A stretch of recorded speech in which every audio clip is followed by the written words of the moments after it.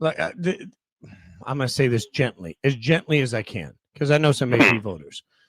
When you are voting on who the best schools are in the country Sunday, and you are supposed to have watched enough of all of the best teams in the country to make those judgments all day Saturday, how the hell do you know? Right? So, I think the AP poll is just flawed in its construct. The voting should be done on Tuesday so that everybody gets a couple of days to actually watch the games. Because that doesn't happen, I think the AP poll is wildly flawed.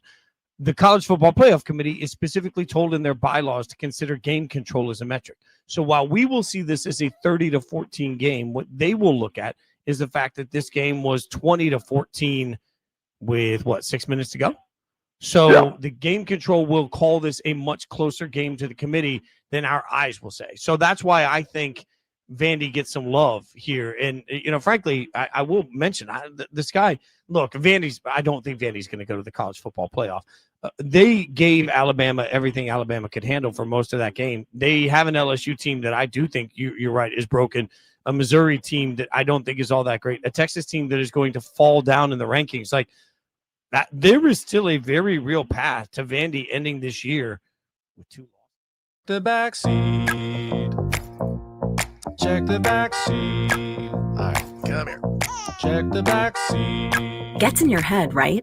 Good. Because every year, dozens of children are forgotten in the backseat of a car by a parent or caregiver. All never thought it could happen to them. But with changes in routines, distractions, or a sleeping child, it can happen to anyone. Parked cars get hot, fast, and can be deadly. So get it in your head. Check the backseat. A message from NHTSA and the Ad Council. The Huskers are headed to the locker room, and it's time for Big Red Overreaction. The live post-game show with all the info and opinions you can handle. Plus the most important voice of all, yours. Big Red Overreaction is presented by Equitable Bank. We take banking personally. And by No Name Nutrition. Live a better, healthier, more natural life. Get on the line now at 402-951-1620 and sound off on Big Red Overreaction. Live on 1620 The Zone and 1019 The K. This is the Big Ten, ladies and gentlemen. This is where you have to win ugly. This is where you have to win in wind and many of the other elements. Wind mainly being the main factor today. It takes a lot of passion to do it. Passion and wind. That's what tonight's show is all about. It's Big Red Overreaction. I'm Connor Happer. Matt McMaster's here. Joey Colbert's here. And Jake Janicek is here as well. It's brought to you by Equitable Bank. We take banking personally. No Name Nutrition. Live a better, healthier, more natural life.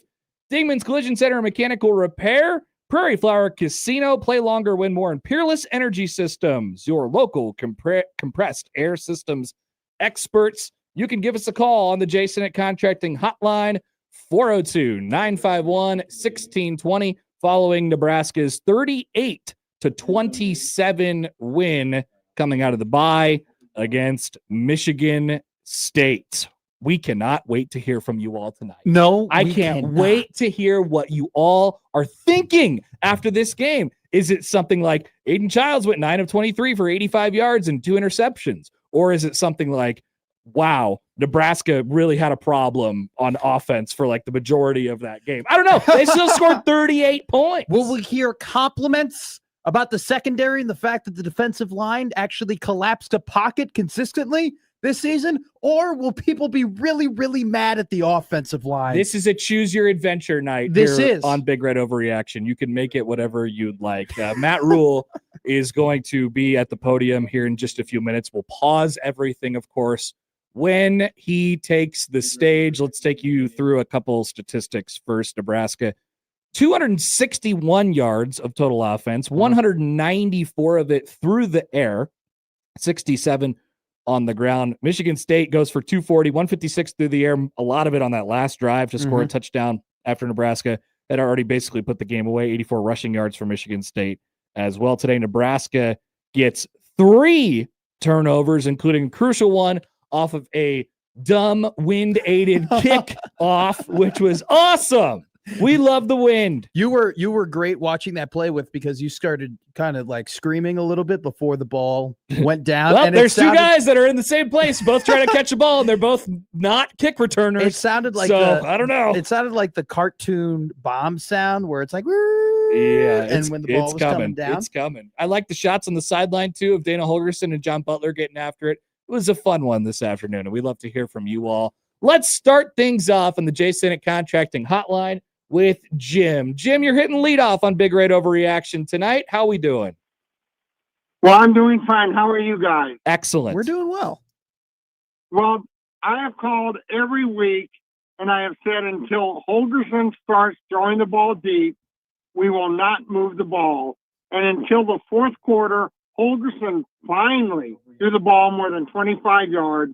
And what did we do? We scored in about 4 plays. And until we decide to stop that, we have to start throwing the ball deep at least once or 2 times in the first couple of series, and that will really open up our offense. And I cannot wait to see that happen. You guys take care. I love your show. I'll talk to you later. Bye now. Thank you, Jim. Love you. Goodbye. That's a great start. Bomb the ball. Bomb the ball club. Bomb the ball, he says. Hell yeah. What about in the second and third quarter?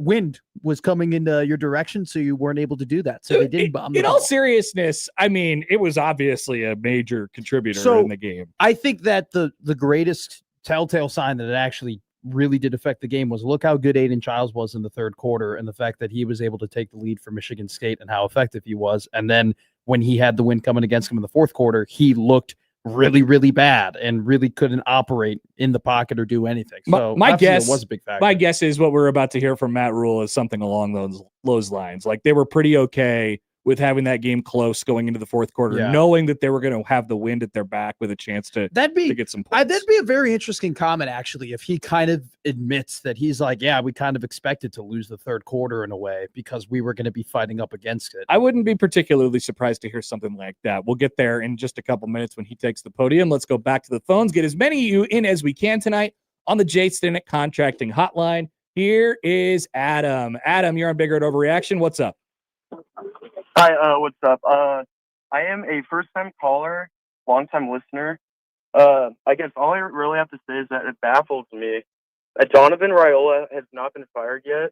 He has been here since 2022 and has yet produced a decent offensive line. I think it's pathetic that he has allowed his nephew to get murdered game after game. Thank you, guys. Yeah, one murder is enough. Look, you would think after every game. Typically, you only get one murder. So, I mean, that it is shocking that he continues to get away with it. I think that Donovan Raiola's offensive lines dating back to 2022 have gotten better as the season has progressed. But I think that today, absolutely correct. It was a pathetic performance. Yeah, it was bad. It was terrible. They had a tough day today against a defensive line that was not. They did not have that on tape going into this game. We interviewed somebody from East Lansing who was a writer for Michigan State, and I asked him. I go, "Hey, is there anyone like on the defensive line that we should know their name that they're going to end up having a big game? They're going to be the Jayshon Barham, if you will, of Michigan State." And he literally told me, "No, that's not going to happen. Yeah. They don't have any of those guys." And apparently, they had 4 of them. Interesting. Let's go back to the phones once again. We're taking your calls tonight on Big Red Overreaction, which is brought to you by Equitable Bank. We take banking personally and no name nutrition. Live a better, healthier, more natural life. Back to the J. Stinnett Contracting Hotline we go. Here is End Zone Dave. Good evening, Dave. Hey, fellas. End zones look pretty good today with the W. I mean, I don't know what I saw, to be honest with you. And Lord, you guys, I think we're all on Dave's level, no matter what we did tonight with how that turned out. Cover, correct? Give me the checkpoint, yes? Cover? Depending on what you got it at, Dave. I don't know. If you got it 10.5, yes. If you got 11.5, no. It closed Either at way, 12.5. WTF. Dylan way under on the pass yards. Good Lord, fellas.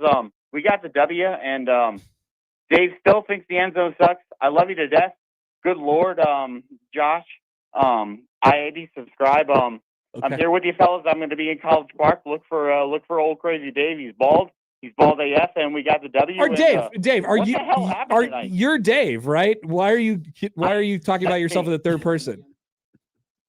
Because you guys got to know who I am. Okay, all right. Yeah, that's good branding, I guess. Thank you, Dave. Appreciate the call. 4-1, baby. Let's go. Okay, all right. Thanks, Dave. He's like Dion. Dave and Dion. So you're now a Big Red Overreaction veteran. You've heard from Dave. Yeah, Dave calls in all the time. Okay. But there's multiple Daves. There's another Dave that got really, really drunk and said that we had to. We go, hey, Dave, you're live. And he goes, oh, I didn't know I was live. There's a lot of Daves. I heard that one. Yeah. But I thought that was a different Dave. That was a good one. That was a pretty good one. Yeah. I mean, look, man. Nebraska was able to. They were able to win the game. It was one of those games that was sort of a roller coaster. You could probably make the case to me like, oh, well, if this was a couple years ago, they find a way to crap the bed and lose. Yeah. It's another one of those things. I don't like to wade into those waters a whole lot, but there was definitely some moments where they needed a play, sure, and they got it. Corey Barney helped them out of one or two, and then getting the big flip on the kick return. I'll wade into the water of this. They were down 21-14, and Memorial Stadium was absolutely deflated. And there were a lot of people in the stadium, rightfully so, who thought, oh, we've seen this movie before. This is going to be an absolute calamity. And they finally brought their own juice. And they were able to flip the crowd like on their own and get them back into the game. And it was that momentum. Yeah, right around that time, right? It was 21-21. And the specifics are sort of evading me at this point. But 21-21, it's 3rd down and 10. They had passed twice, incomplete twice, and it was like, this is gonna be a problem if they leave the field right now. And that's when they got a big first down. I think that's when they got the Barney play. And yeah. It was a great, and it's what one of the callers was referring to earlier, where they finally bombed the ball down the field. I mean, it's like you said, it's different teams, it's different programs, it's different coaches. Like, you definitely don't want to roll down into the well of hypotheticals. And in the past, they lose this game. But it is nice to see Nebraska trailing and have no momentum and be able on their own to make massive plays and turn it into a victory handily. Yeah. And, both teams are playing with the wind, and only one team used it to their advantage. That's a great point. Really. Yeah. And that was Nebraska's special teams. Well, Nebraska's special teams won them this game in large part. I've told this to Gary and Josh when we did Big Red Overreaction. The special teams unit being really, really good is awesome for this team. And it's so great to watch, right? If you're a Nebraska fan, to be like, oh, finally. It still is so frustrating, though, that the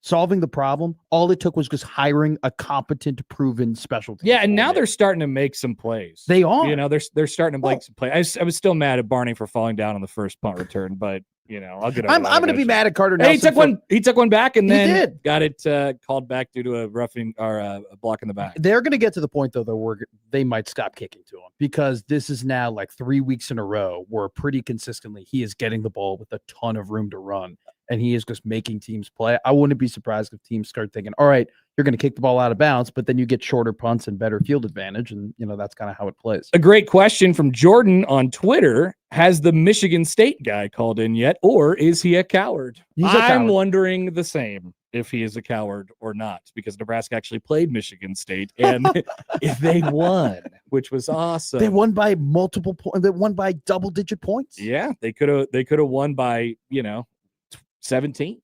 Yes, they could have, and they did not do that. I imagine Matt Rule will say something about that in the postgame press conference as well.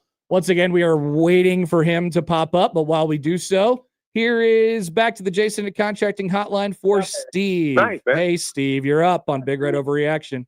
Hey, guys, great show. Love your show. Yeah, boy, it's a tough game, man. Struggle the first quarter and the second quarter. I got it going, though. Yeah, keep our fingers crossed. It'll be all right. Deep played good. Yeah. Dylan played okay. Yeah, we'll be all right, man. Okay, I think so, too. Yeah. We'll be all right. I'm an Iowa fan, so the Hawks Okay. would be horrible. So yeah, they might beat us this year. Okay. Well, thanks for the call, Steve. All right, guys. Have a good Appreciate it. night. Yep. Everything's going to be okay. That's a great message as we head into Matt Rule, who is arriving to the press conference stage now. Joey, are we ready? Let's send it out to Memorial Stadium. Credit to Michigan State. I thought they played really hard. I thought their quarterback was magnificent while he was able to go. Disappointed in how the game ended with the last drive. Defensively, though, other than that, I thought we played really well. We held them under 100 yards rushing. he's a good player, and we knew he'd make some plays. Offensively, we were out of rhythm for a long, long time after that first drive. They made the decision to take the win in the third quarter, so we had it in the fourth. Big play, I thought, was the wheel route to Jacory to get us going at the end of the third, and then we had the win in the fourth. I plan on taking the ball to have the win in the fourth for a game-winning field goal, but they gave it to us anyway. So, probably a good decision by them. They scored 2 touchdowns with it, but we were able to win the game in the fourth. So, scored 38 points, not the cleanest game we've ever had. So we'll try to get better. Coach, you've kind of talked about these games are ones you like because you have things you can work on and get better at, but you ultimately get the win. Did that feel like that kind of game today? And I think they're all going to be like that in the Big Ten. Did Penn State lose to UCLA? Yes. So, I know I say it and everyone kind of rolls their eyes at me but this is what every week's going to be like in the Big Ten now, right? Like you're going all over the country. Every game's going to be a battle. There was the win obviously had somewhat of an effect on both teams today. You can see even the punt game, just the field position, like we kept hanging the ball up and it was going 25 yards. Part of the reason why we went for the fake punt, I called it the fake punt. That's not on Eck. That's on me, so I'll take responsibility for that. And thought we had a great shot at a big play, and just their kid made a nice play. So credit to them. The special teams today and what it was able to do and how it affected the game. How big of a factor is that been? Yeah, and then we had the punt return, the other punt return for a touchdown. Unfortunately, came back, but we came out. We said we were going to block a punt. Credit to Jameer Khan. Like he prepared all week to block that punt. We told the team he's going to block the punt. We hope he blocks the punt. Hey, go block the punt. We said he's going to block the punt. He blocked the punt. Carter scored the touchdown. Should have scored again the second one. So, and you know what? I don't care about the punt. If I'm being really honest with you guys, the punt fake was the right call. Like I'm saying, we're going to put the ball in our guys' hands with a chance to make plays. And we still even had him stopped on that drive. It was 4th and 4. We came unblocked. We trust our defense. And so we're not going to make our decisions based just on the results. We trust our players, and that's the biggest thing. That game right there, Sam, that was UCLA to me last year. That felt like it at the half. It felt like come on, guys. And you know what? They went after it. And, they didn't just sit back. We just kept battling and fighting. That's been my challenge to our guys. 60 minutes of us playing hard is going to be hard for teams to withstand. And in the end, it's basically a 17-point win. Think about that. We're losing at the end of the third quarter. We win by 17.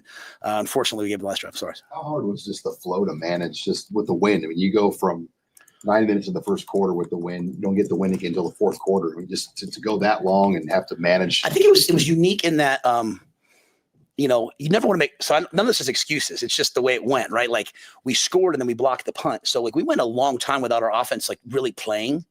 And so it was like, hey, we have to get in rhythm now. And then all of a sudden, we just couldn't get in rhythm. But then on the flip side, the same thing happened to them. We went down, we had a long touchdown drive, and then they hung the ball up in the air, and then they never scored again to the last drive. So, offense is so much rhythm. Dana, he kept trying to get in rhythm. Finally, they hit that big play on the wheel. And credit to Luke Lindenmeyer. He's supposed to pin the end. The end lined it up outside of him. Luke just turned out and blocked him. Dylan went up inside, and they – I was really proud of Dylan today. Early on there, I was kind of like, hey, hang in there. And he just he just kept getting – he kept getting angrier and angrier and finally exploded. But I think it was more like that, just long stretches without the ball and trying to get back out there. And that's what Michigan State does. They run the ball and they try to eat up clock. At one point, they were 2 of 10 or something, or 1 of 7 on third downs, but he was just making plays on the scrambles. And we sacked him a bunch of times. Probably would have sacked him way more if he wasn't so elusive.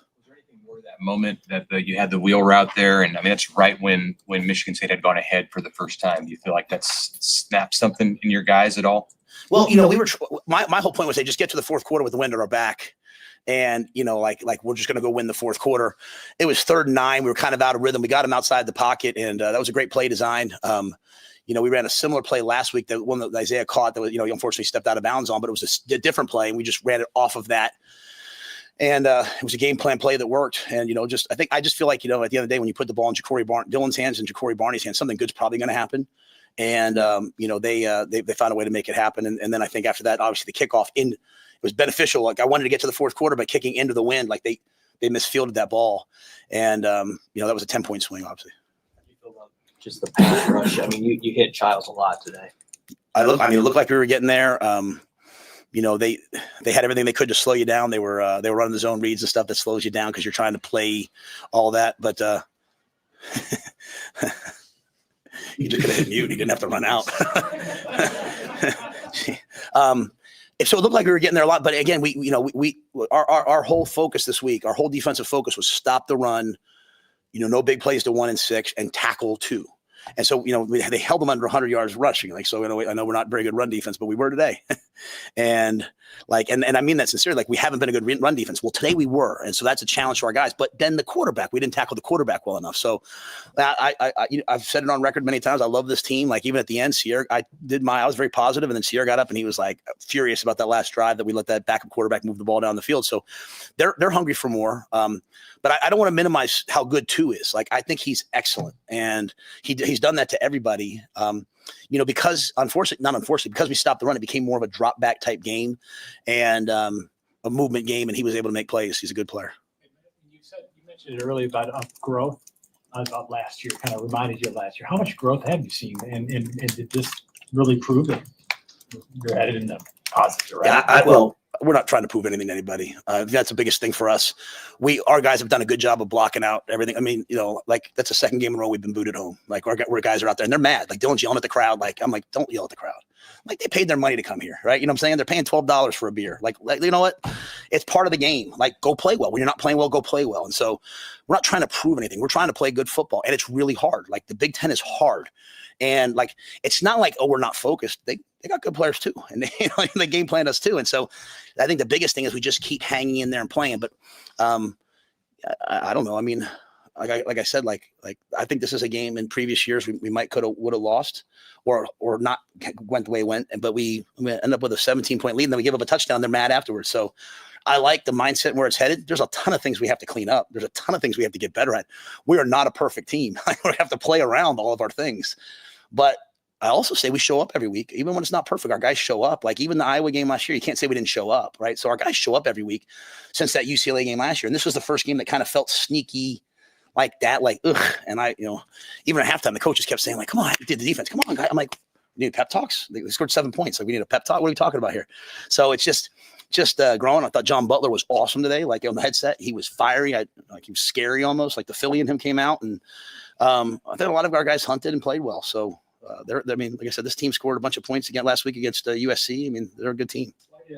You guys decided to make the changes you did at offensive tackle, and how do you think it went? I have to watch the film. I hate to comment on it because, there were some things like there's some things today where, like, it's probably on the quarterback. There's some things today it's probably on the wide in terms of a couple of the sacks. Like, they brought a safety.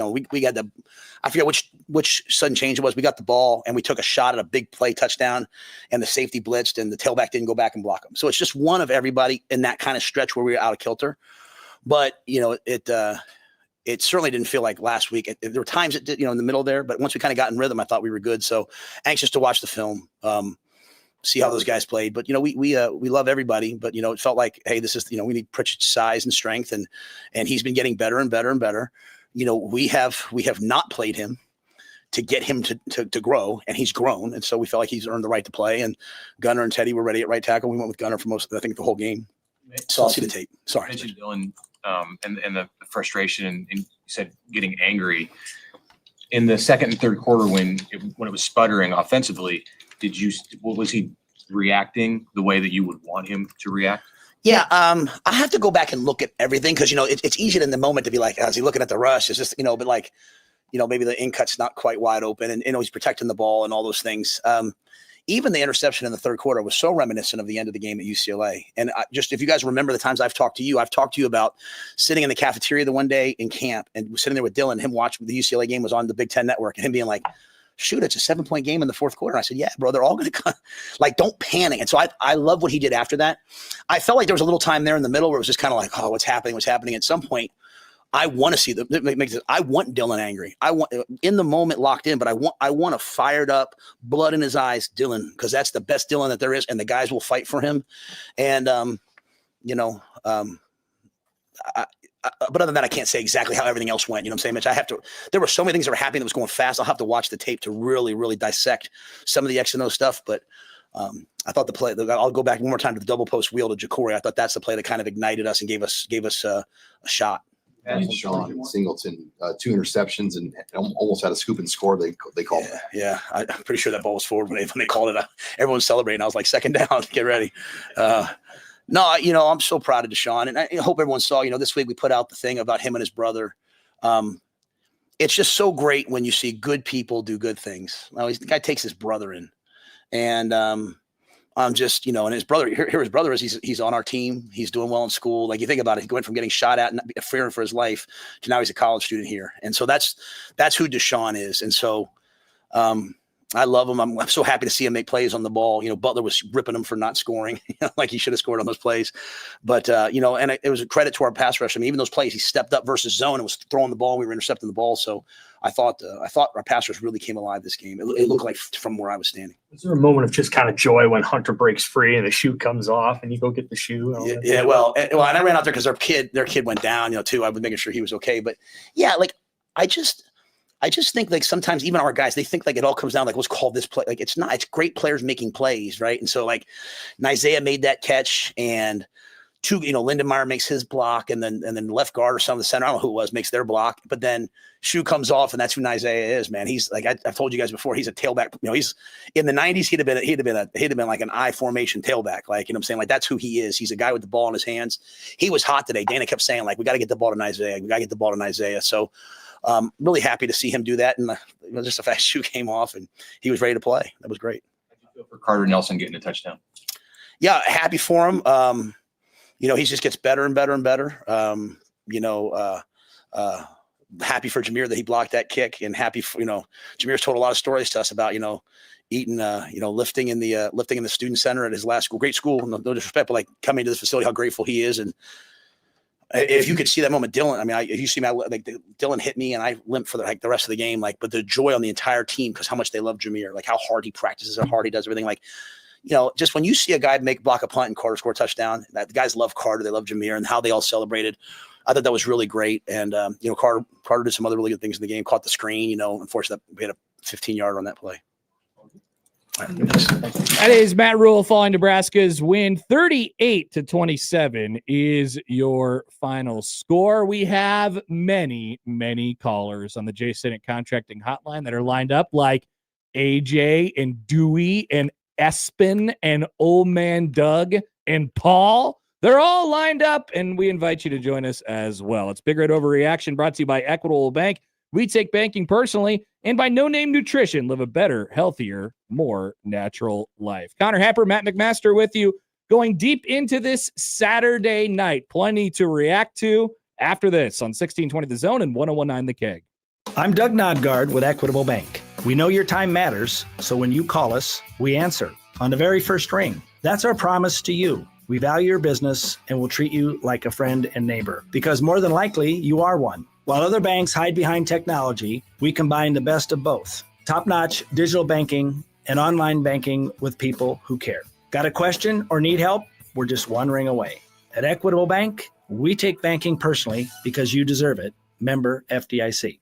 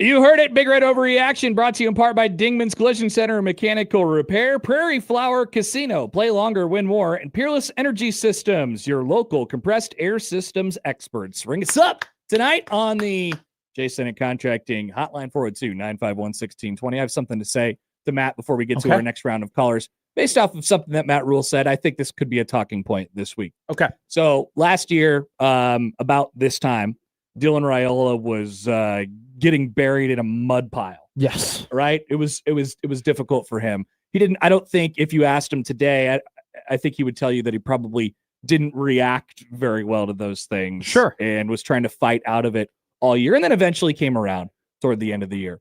Same situation meets him today. Is this the game? And Rule said a key line in there. He said, you know, I like it when Dylan has blood in his eyes. I like it when he has that fire, because they'll play for him. Dylan Raiola, I think to this point in his Nebraska career, has been the Nebraska quarterback. Yeah. Did he become a Nebraska football player today? You know, the leader that everybody can get behind and say, that's our guy. He's fighting for us. I mean, he put it together today. He didn't, you know, it wasn't pretty at all times, but I think that's the kind of games, those are the kind of games that can win you over people. Not that he needed to win over people in the locker room, but you know what I mean. I'm not going to say that because I mean, that would just be pure speculation, but we talked about it last year, like them being a really old team and Dylan coming in as the true freshman quarterback and being looked at as the savior. I guarantee it probably bothered some of those older guys who had been there for 5 or 6 years that, oh, here comes this 18-year-old and all of a sudden we're supposed to be good. You're playing and then you're kind of catching up. Yeah. And at a certain point, you know, you're going through it with everybody. Sure. And then you pull them out.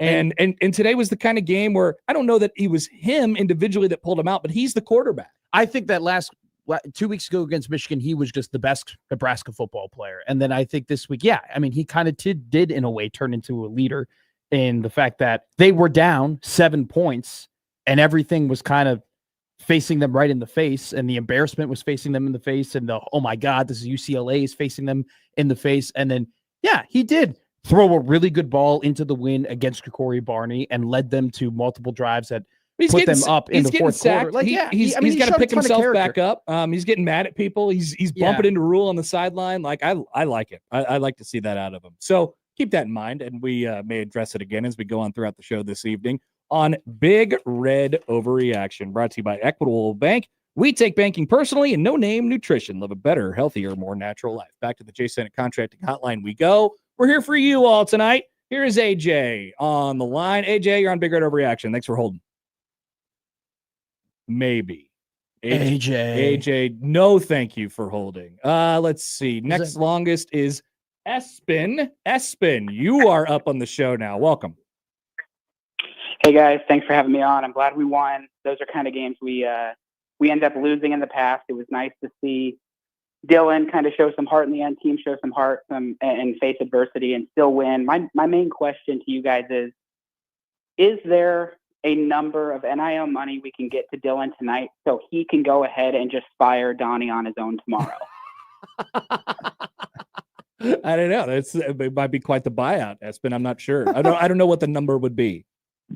Donnie might obviously make much less than Dylan. Maybe there's some beef there, but it's going to be an awkward family Thanksgiving. Again, thanks for having me on, guys. Yeah. Be on next week. Thank Bye. you, Espen. Appreciate it. Should we deposit money into Dylan's account so he can personally fire his own uncle? It's hard for me. If you look at my Twitter bio, Connor Happer, it says I'm the conductor of the Donovan Raiola train. It's a tough train. I am. Yeah. It may have gone off the track. It was actually a pretty good train for like 3 years. And now, like over the last couple of weeks, it has been a very rough train to be the conductor of. I can't honestly tell you right now that I'm going to sit here and say Donovan Raiola needs to be fired. They need to get rid of him. They need a new coach. I'm also not going to blow smoke up your butt and tell you that, the offensive line wasn't that bad. And, they were playing against good competition. No, the offensive line was terrible. And they looked like they were seeing ghosts on some of the stunts that Michigan State was sending at them. And I think that is kind of it shows that they maybe weren't prepared for some of the things that they were seeing on the defensive line, and that comes down to coaching. Yeah, I would maybe caution people with maybe just giving this a little bit of grace simply because they tried out that new combo at tackle. Sure. But I agree with you, Matt. Like I can't, come to their defense tonight. No.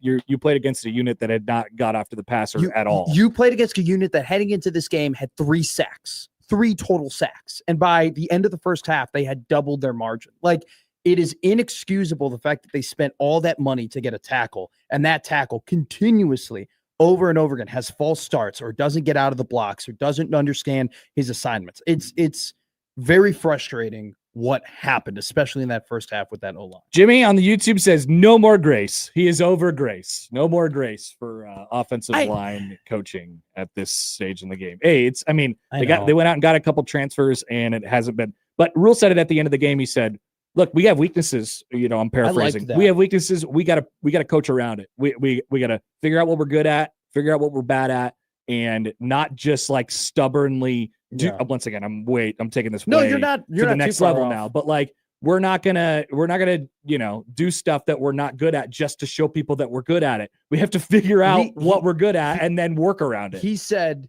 we're not a perfect team, and there are things that we have to work around, which, even though that you won the game by 11 points, I am appreciative of the fact that you're not trying to fully BS us. No doubt. Be like, oh, we're a great team. Connor Happer, Matt McMaster with you here on Big Red Overreaction, which, of course, is brought to you in part by Dingman's Collision Center and Mechanical Repair, Prairie Flower Casino, Play Longer, Win More, and Peerless Energy Systems, your local compressed air systems experts. Back to the Jason Contracting Hotline we go. Here is Dewey. Dewey, you're on Big Red Overreaction. What's up? What's going on, guys? Who's on the dais tonight? Who's on the what? Who's on the dais? Who am I? We got Connor. We got Connor and Matt. We're on the dais. Okay. All right. Well, first off, a W's a W, right? W's a W. That's all we're going to say. Yep. But I will say 77 yards through 3 quarters. Yeah. 14 points. 7 of those came from the defense against a team who Akron was 110th against passing. Michigan State was 112th. And I look at the scoreboard and I see 95 to 97 passing yards. Michigan State on top. Yeah, we got some issues there. Okay, for one. Another one. Rule. What's up with the timeout? Okay, 4th and 8, 4th and 6, 4th and 8, right there at the end. End of the first half. No. At the end of the game, Michigan State has no timeouts. Nebraska calls a timeout and gives them a chance to make up a play. I think we end up stopping them, whatever. But still, like it's another thing, Matt Rule. Like Dylan is slow. Let's do hot takes. Dylan's slow. Raiola is a fan. Rule is a fan. He's not a great coach. He's not an Osborne. He's not a Divinity. He's a great fan. He's not a great coach. Let's just say what it is. A W's a W. Let's move on. But we're favored by 12.5. We win by 11. We were barely winning this game. It is what it is. Go Big Red. All right. Thank you, Dewey. Appreciate it. So in regards to Dewey's first point, the passing yards, I do want to just throw this out there. Nebraska had 1, 2, 3, 4, 5 drives where they were with the wind, where they weren't going against the wind. Right. Yeah. You do these. I'll do the against the wind drives. They scored 4 out of 5 times when they were going with the wind. Yeah. When they were against the wind, they punted multiple times. They turned the ball over on downs. They only had 1 drive in the first, all the way up until the 4th quarter that they weren't with the wind. And of course they scored a touchdown on that drive, and it was a short field as well. So 2nd quarter, punt. By the way, the second drive was 3 plays, negative 32 yards. That was when it was 4th and 42. That was cool to look at. Reminded me of the Illinois game in overtime from last year. Turnover on downs, punt, turnover on downs, interception, touchdown, field goal. And that's where Nebraska started to flip the game. Those are the last 2 drives of the 3rd quarter. And then into the 4th, you get 2 4th quarter touchdown drives, which, I mean, look, let's look at them. Let's look at the other team, right? Here's their against the wind drives. Punt, touchdown, punt, turnover on downs, touchdown, right? So you basically, Nebraska won the game in the drives in which they had the advantage of the wind at their back. And I do think it's, it doesn't have to be the only thing we talk about tonight, but obviously it was a significant factor in the game. But I also do. It's not the reason why Nebraska's offensive lineman couldn't block anybody. Bang, like literally, took it out of my mouth. Also, too, though, there were passes, regardless if you're throwing against the wind or with the wind, where wide receivers were wide open and Dillon decided not to throw it to him, right? When he threw that in the first quarter, when he threw that little, second quarter, he throws this little screen that on third down, he had Isaiah Hunter on a slant that was wide open that he could have pinged it on. When he's feeling made some pressure, mistakes. he slows down, he eats the ball. Yes. It's either that quarterbacks have that time clock in their head, or they have the time clock of I'm going to get rid of this and throw it into a pile of nobody. And he instead of making the backbreaking turnover plays, which he threw an interception in this game, and it was a bad one. On a guy that he didn't see, but or he takes sacks. I think I'd rather have it his way, but not to come to his defense. So this is an interesting question for you, because you posed a great question to me. Let me pose this question to you. There are people who would like Dillon to throw the ball away more, get it out of bounds, don't take the sack, right? But there also is the camp of, well, if he throws it out of bounds right away, he doesn't give himself the chance to scramble and make off schedule plays, which is something that he does really well. Are you in the camp of, man, I'm okay with him taking a couple of sacks, or maybe not throwing the ball away? Because you take the good with the bad. Sure. You take the good with the bad. And I think you do get a lot of good off of him trying to go out and make plays. And if they keep him in the pocket, they keep him in the pocket. And that's a credit to them. Just the one problem is, though, is that it just cannot be almost like every other snap or every other drop back where he's getting pressured, because that's what it was tonight. Let's take another phone call on the J-Stant Contracting Hotline. Here is Old Man Doug. Doug, thanks for waiting with us this evening. How are we doing? I'm doing well. I'm not going to complain. How's that? That's good. That's great. I'll believe it when I hear it, Doug. I'll believe it when I hear it. What a difference on special teams. Yeah. I will say, but that Michigan punter might be the best punter I've ever seen. He hit some rockets into the wind, but I didn't think that block in the back was kind of ticky-tack, to be honest. I thought our defensive line really got after the quarterback. And so I thought our defense played pretty good. The Big Ten officials just will not call holding, but if you even look at the back of somebody on a punt return, that's true.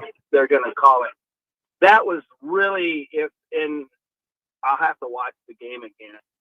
The offensive line probably didn't have their best game, but I think that Dillon did hold the ball probably, and it looked like he had some people open, and I don't know if the TV angles are going to show it, but, we won the game. And I thought there's no way they're 11.5-point favorites. And, Michigan State, they're not complete chopped liver. We didn't think Cincinnati was very good, and they've since shown that they're pretty good. So, we're 4-1 now, and we didn't let. I was about ready to do a lot of complaining. I almost left, and then it was just like a switch got turned, and the whole game got turned around with particularly with that fumble kickoff. And what a weapon Ja'Cory Barney is on punt returns. I mean, and I'm surprised we haven't found somebody like that before he played. So anyway, hey, it's all good. It's all love and positives out there. And so go Big Red. All right. Good vibes, Doug. Yeah, We like that's to hear it. incredible. It's all love. Hippie Doug. It's all positive. I like to hear it. We're going to take one more call. The Dillon thing. I mean, look, they want him to learn how to play quarterback. How many times have you heard Matt Rule say that? A lot. Right? They want him to learn how to play quarterback. And what he means by that is they're not going to like artificial. Now, this might help him win games in the short term, right?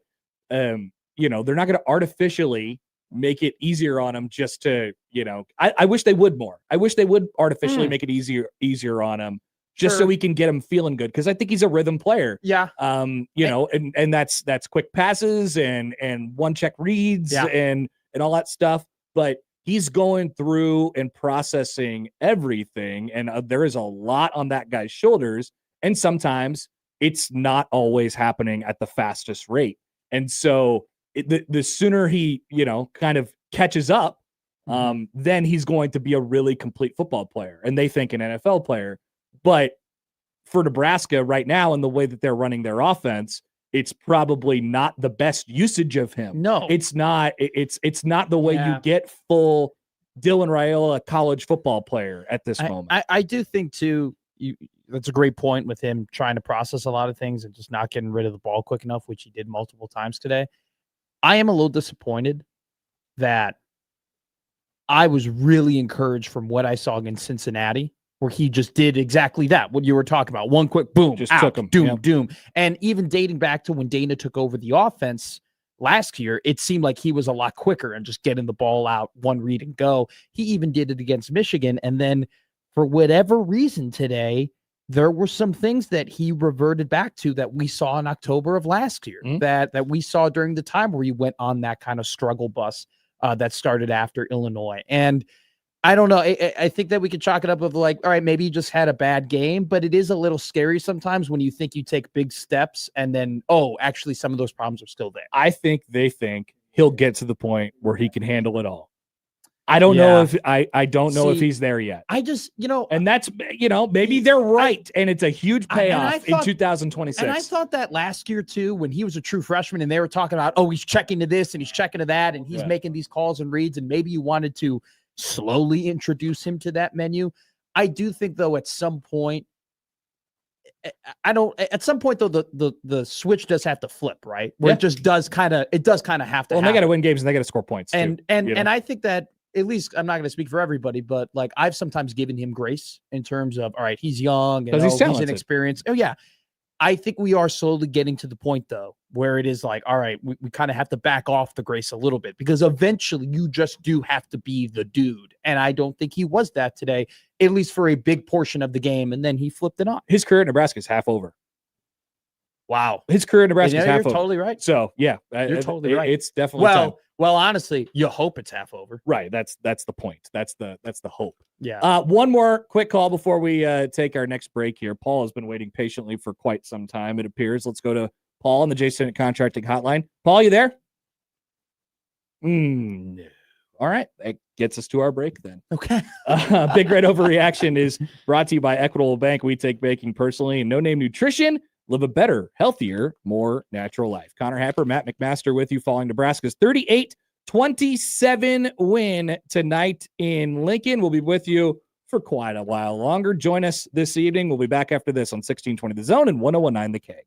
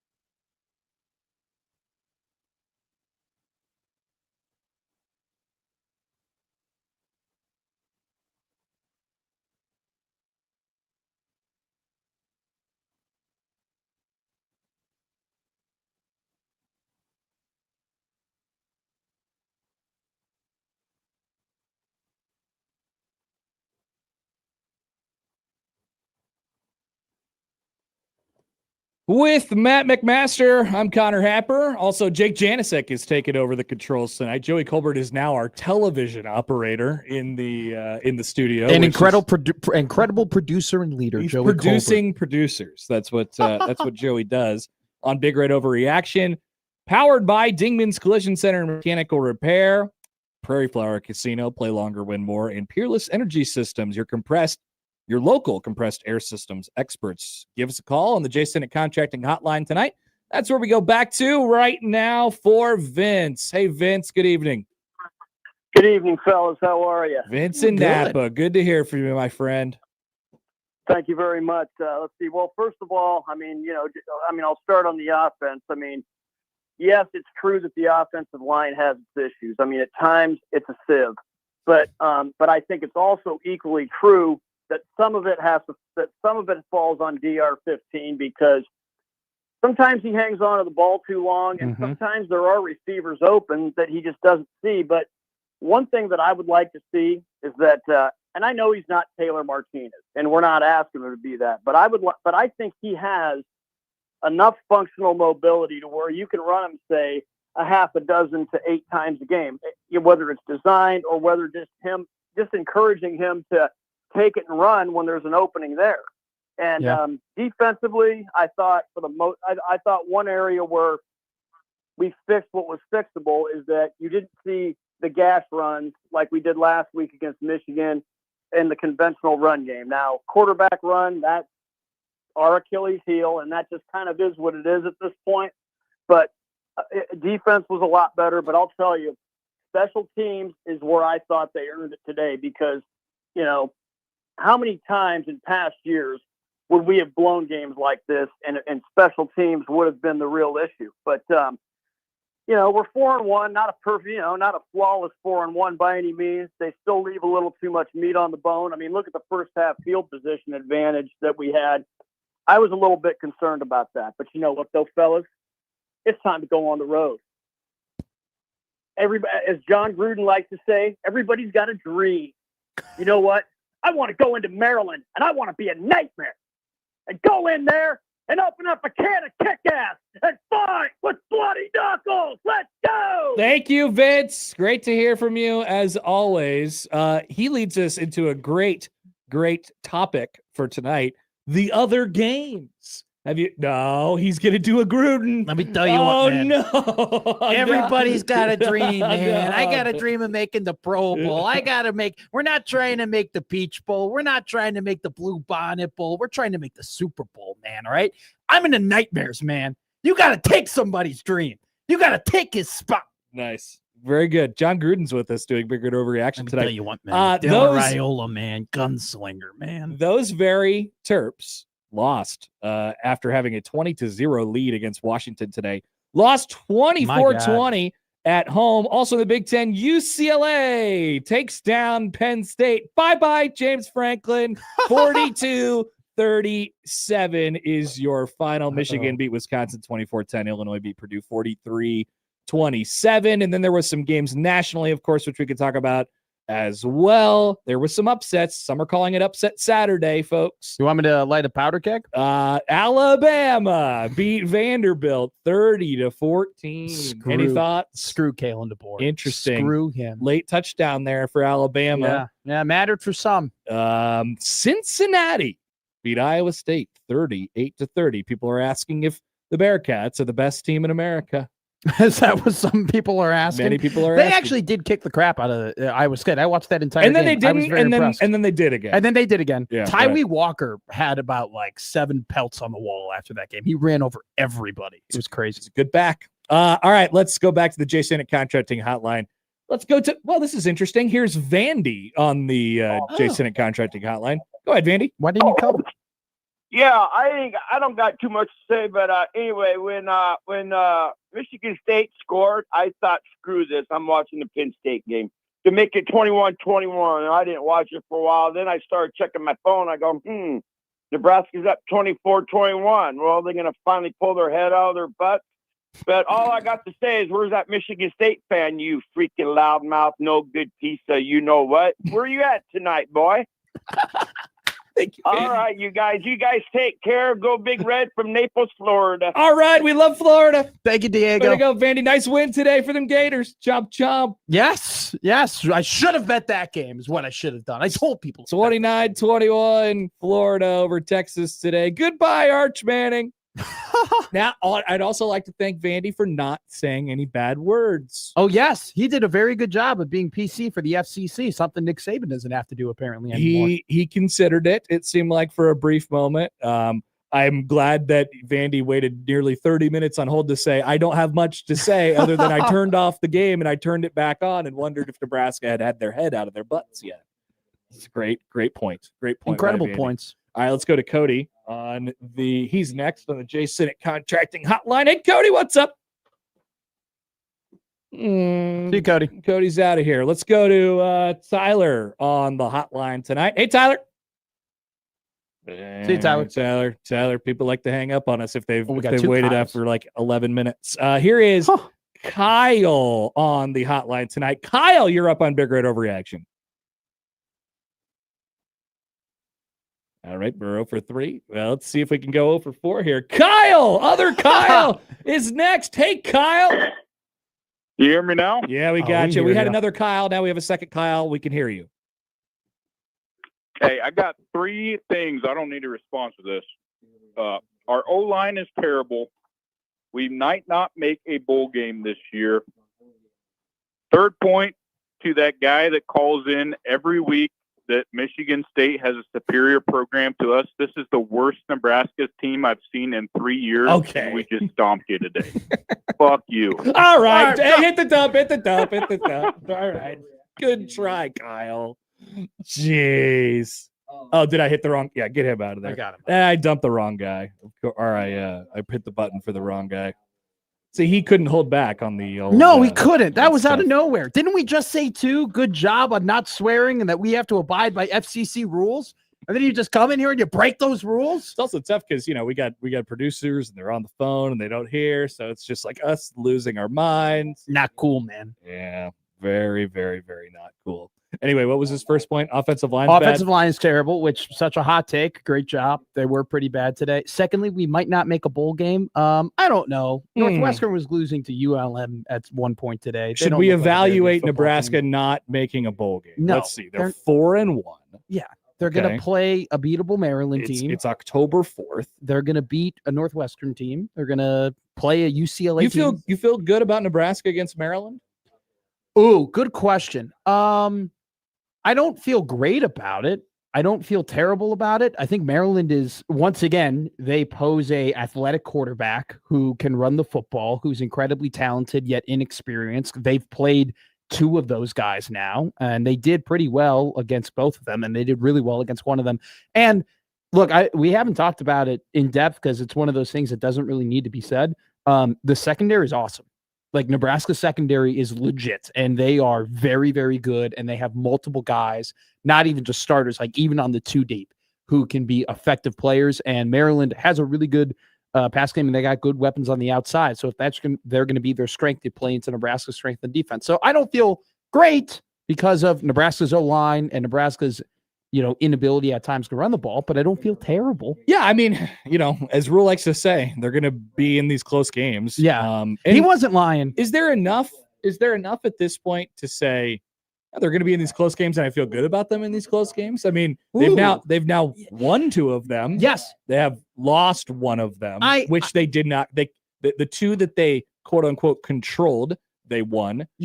And the one that they didn't control. So this is a great little topic here. Like, they won the close game against Cincinnati, and that was holding on to it, right? You're like, you feel the game slipping out of your fingers, and then you're able to grab onto it. And that was a really good win. This one was a little different, where they were actually down, and they were down 7 points, and they were down in the dumps, and the crowd wasn't really behind their back. And the fact that they had to claw out of that, right? The difference between holding on and clawing out. Like, I do think it's encouraging that now they've done it in 2 different ways. It's a pretty good, I know they want to be, they want everything to look good, right? Yeah. You want to come out of all the games feeling good about yourself. And, yeah. We're on Big Red Overreaction. People are calling in about the offensive line. They're going to continue to do so all night. But keep in mind, I do think this will probably end up being a pretty good mental win for them. You know what I mean? Because like you said, they were rolling around the mud a little bit for a while there. Well, Connor, how many times have we heard about this coaching staff? Culture. We're building the culture, the standard. This is actually a win that's indicative of a culture. Like, this is a win that actually indicates to you that, hey, there's a message being sent in a locker room that you're going to be in these tough situations and you got to find your way and win those games in those tough situations. And then they went out to the field and they actually did that. How many times over the last couple of years have we heard one thing and then we saw another? It's an encouraging sign. It is. That's for sure. Let's go back to the J. Santa Contracting Hotline. Once again, this is Big Red Overreaction, brought to you by Equitable Bank. We take banking personally, and No Name Nutrition. Live a better, healthier, more natural life. Here's Tyler on the hotline tonight. Tyler, you're on Big Red Overreaction. Yeah. Hey, guys. How are you? Good. We're great, Tyler. Good. Yeah, Matt, what you just said, that's exactly, I agree with that. Great this point, wasn't Matt. one of those, it was a nail biter, obviously. Yeah, it was, until it got to the end of the game, but like, it was one of those games where we weren't sure if we'd pull it out. But what I want to say is every time I watch a game now, I feel like anytime it's Dana and Raiola together in a game, like Rule says, Raiola's got that blood in his eyes. Like he always finds a way to pull it out. So that's one. But I also want to point out Emmett. Emmett has been so consistent all year, from whether it's receiving, rushing, even if he's not pulling off 50-yard runs, but he's always fighting for 4, 5, 6. He's not getting stopped a lot behind the line of scrimmage. So he's doing his part, and you can tell they both care. And I noticed that from the vibe they had all off season when they were going to every high school sporting event, in the off season together. I'd watch them going to any type of high school basketball or football game. So those guys have a vibe with each other. And then Singleton tonight, amazing. Yeah.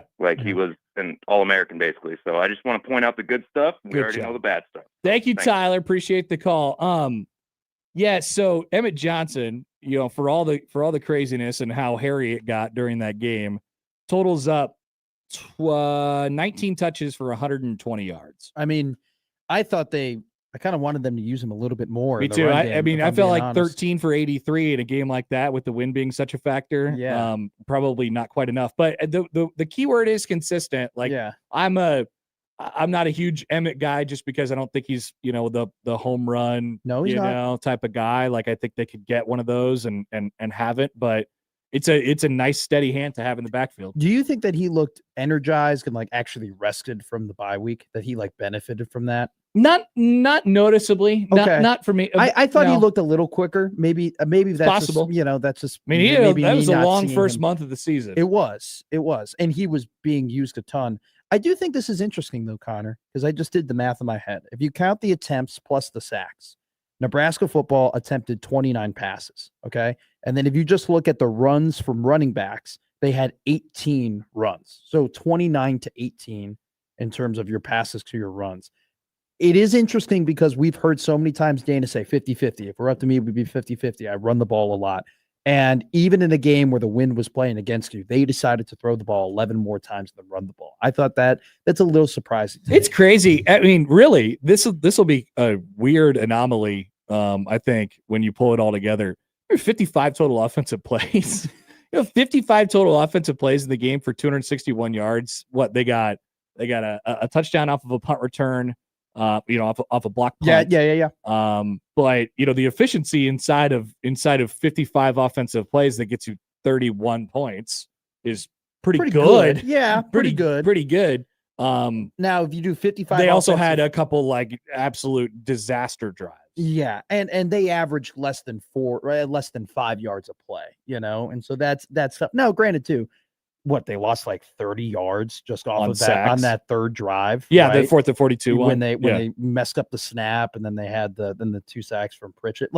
Disaster. Yeah, absolutely terrible. I think that like a lot of this team, Connor, there's plenty left to be desired, and they're not a perfect team. And I kind of did because you speak really good Rule.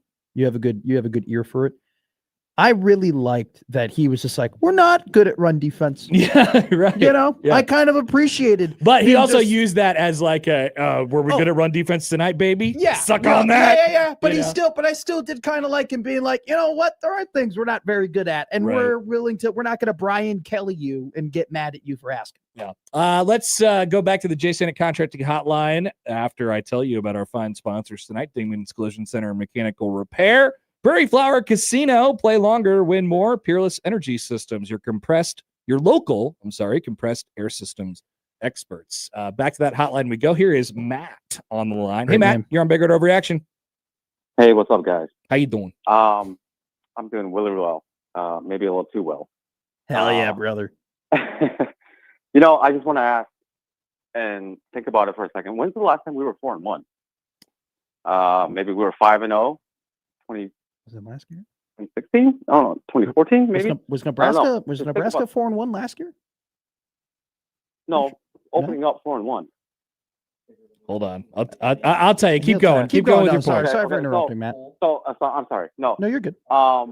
I feel good about that because correct me if I'm wrong, because I feel really good about that. They were 4-1 last year. They were actually 5-1 last year. Oh my gosh. You're good, man. You got a great name.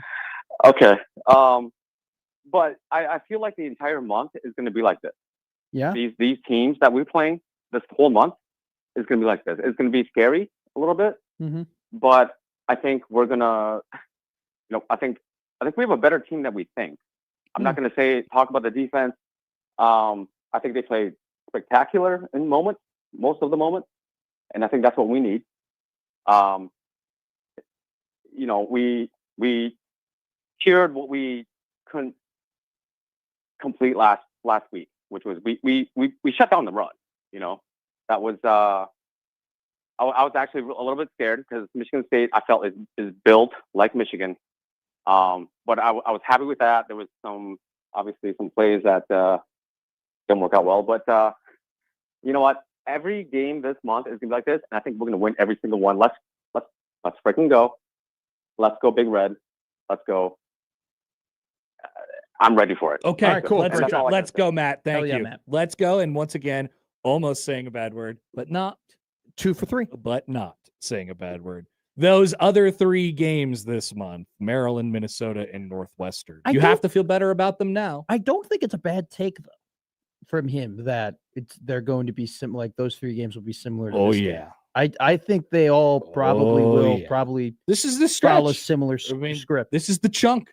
The chunk where you separate yourself a little bit from this middle portion of the league. I'm not going to try and waste all my bullets here, because we have, plenty of shows to do over the week, right? In terms of this game and the upcoming games and whatnot. But I said during the roundtable, like, I thought that beating Michigan was more of 2 steps ahead if you were to win that game. Taking that 1 step ahead is winning these 4 games that are quote unquote winnable. Definitely. Like, that is the I true completely next agree step. with that. Yeah, like this one itself might not do it. I mean, Rule likes to talk about perception. He's got his finger on the pulse all the time, right? Yeah, he does. He knows what people are saying about him. Absolutely. And he also knows that Nebraska can't really gain a whole lot back in the good graces of like the public, the Americans in this Yeah, next month. that's a good way of putting But it.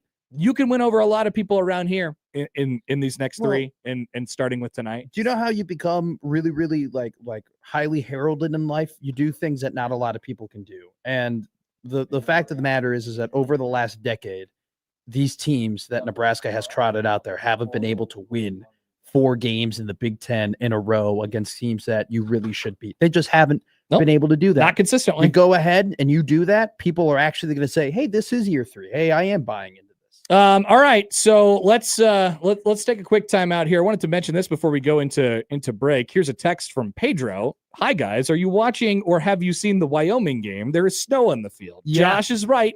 We are going to get early snow. I heard that was a hailstorm. Hailstorm is what was on Twitter. But it did look like people in the crowd were dressed up in warm attire. It is you don't know about this, Matt, because we haven't known each other for more than a year at this point, but snow in the Panhandle season. It is snow in the Panhandle season, which is when it snows in the Panhandle and everyone in Omaha freaks out because it snows in the Panhandle, which is actually in a completely different climate than here. They're like, the snow is coming. The snow is coming this way, but it's not. The snow is not. I coming. love the Connor Happer based bits that are really just, I grew up in the state and I know weird things that happen. This is what happens. It is. We are in the heart of snow in the Panhandle season right now. All right. We have many callers lined up. Brian, person who's calling in about the Michigan State fans' wellness. Cole, Sean, Douglas, all coming up as we continue on. It is Big Red Overreaction, which is, of course, presented by Equitable Bank. We take banking personally and no-name nutrition. Live a better, healthier, more natural life. Back after this on 1620 The Zone and 1019 The Keg.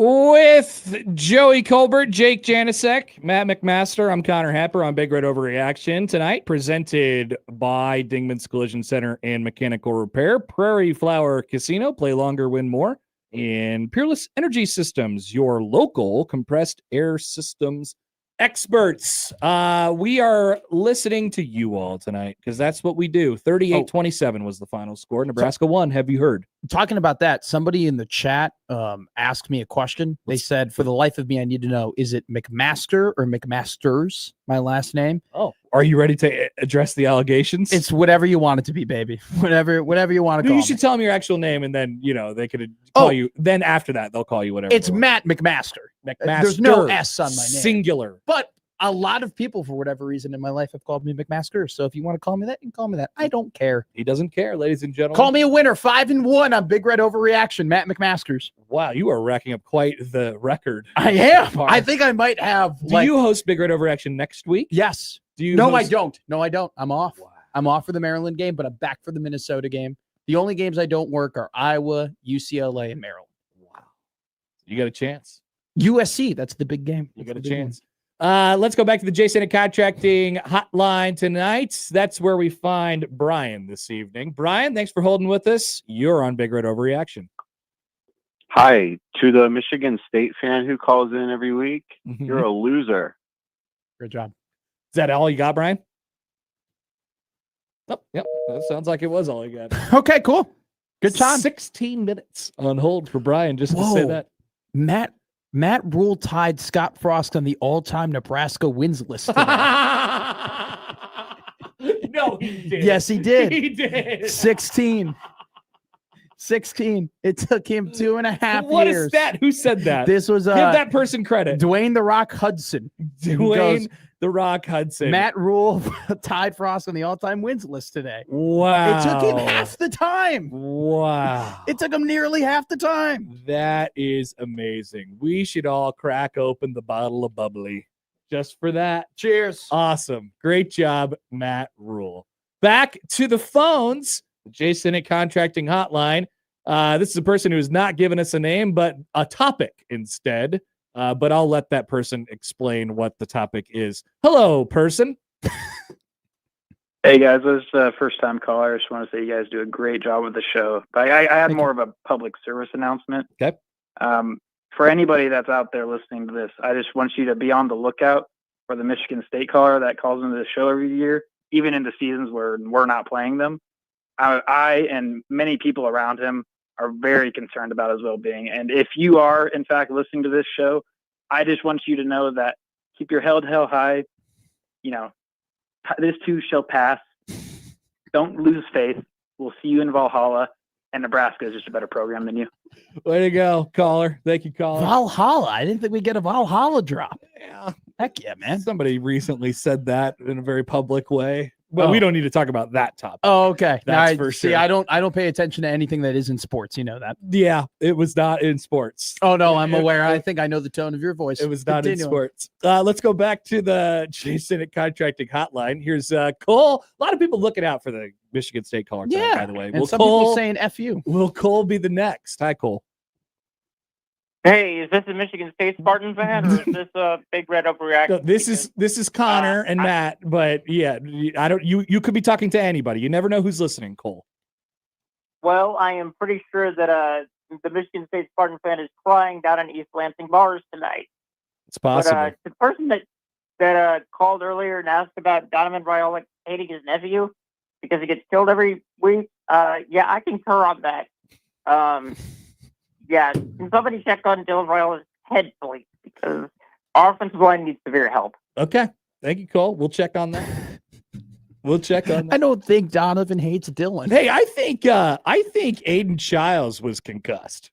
Yes, he was. I think he was a little woozy. Do you remember that? It was a little wobbly. That one game, Joey Colbert might remember this one game in the NFL a couple of years ago when Russell Wilson clearly got concussed, and then they purposefully kind of botched the concussion protocol to get him back out there quickly.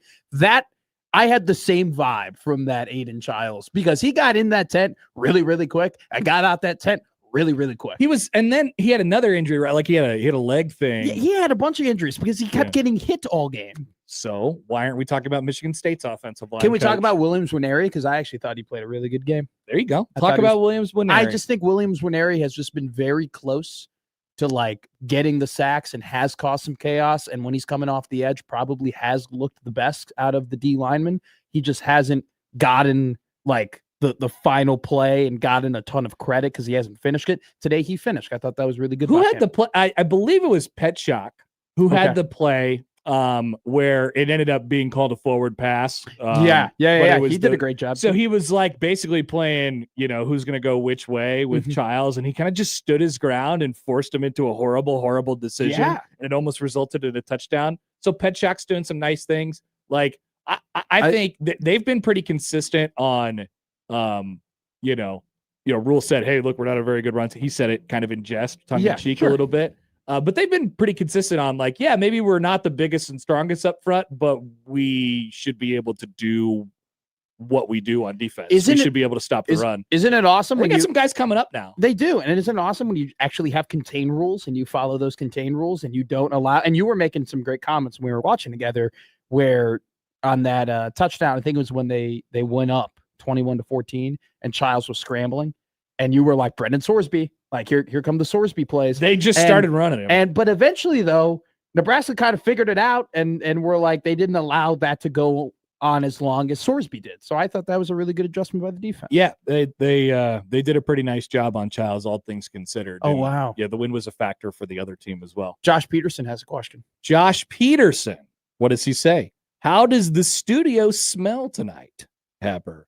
I noticed no difference. It's hot in here. He's talking about because I apparently fart. That's okay. Yeah, I know.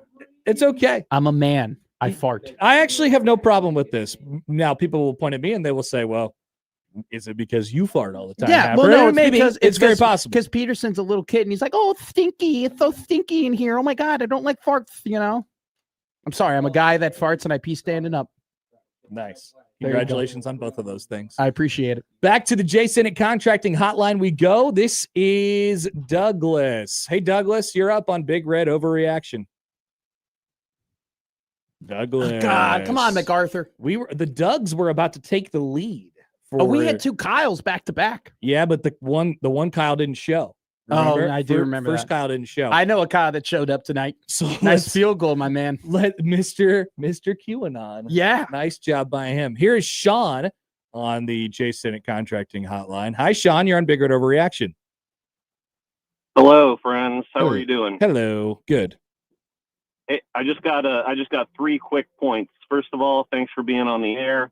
I can't tell you how much joy I have gotten from this program. It's very fun to listen to my fellow Husker fans rant and rave. It's the best. And it's funny because it's so like it's such an entertainment for us while you guys are working, like you're at your job right now, which is sort of funny to think about. But thank you for doing that. You're welcome. Second, and this is more related to Husker football. I'm a man. I'm 40, and I've been watching Husker football since 1993. So I understand how you can be like maybe a little too emotionally invested in the product that you see on the field. I don't think that if you're at the game you should boo, because like Matt Rule was like, it's okay. Like they're paying $12 for a beer. I don't know. Here's the thing that I think is silly is this has happened before where people were booing specifically the play calling, which is what I thought was happening tonight. It was they weren't booing Dylan Raiola or the offensive line. I think they were booing play calls that they thought were bad. But booing it's binary. You're either booing or not. You can't be like, boo, specifically the play calling. Boo, like the Huskers. Like just don't do it. That's great. You're allowed to boo the referees. Yeah. That's a good one. It. 3. Finally, yeah. I did report you guys to the SEC for that one guy that dropped an Damn it! Shoot. Sean. Sorry. Thanks, Sean. Appreciate the call. God, that's such Thanks. a good call. And that's such a great point. But here's the funny part. Nebraska's 4-1. They haven't been 4-1 a lot over the last couple of years. They've played 2 true home games, and they've played true P5 home games, and they've been booed in both of them. Yeah. So this team has, there was a thing, people who've been listening to the show for a long time, watching Husker football for a long time, been part of the talker sphere of Nebraska football for a long time, might recall a time when Bo Pelini was the head coach here, and the big thing that emerged late in Bo's tenure at Nebraska was a mentality that was called us against the world. This us against the world mentality. Yeah. Bo was famously recorded several times, well, once in particular, on a secret audio tape where he said, bleep the fans. He had some non-positive things to say about the fans. I don't think Matt Rule would ever say that. No. But this team has a little, and I'm not mad at this. I'm pro this, for the record, for this specific team. They've been doing the fundamental stuff right. They're raising the floor.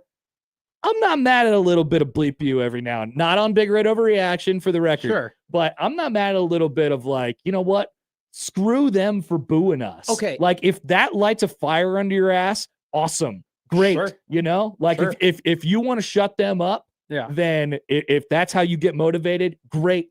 I think that's okay and that's healthy. I think that part of the reason Nebraska fans boo, and maybe they're quicker to boo than other fan bases are, it's because it's not just, hey, I'm booing what's happening here in this game.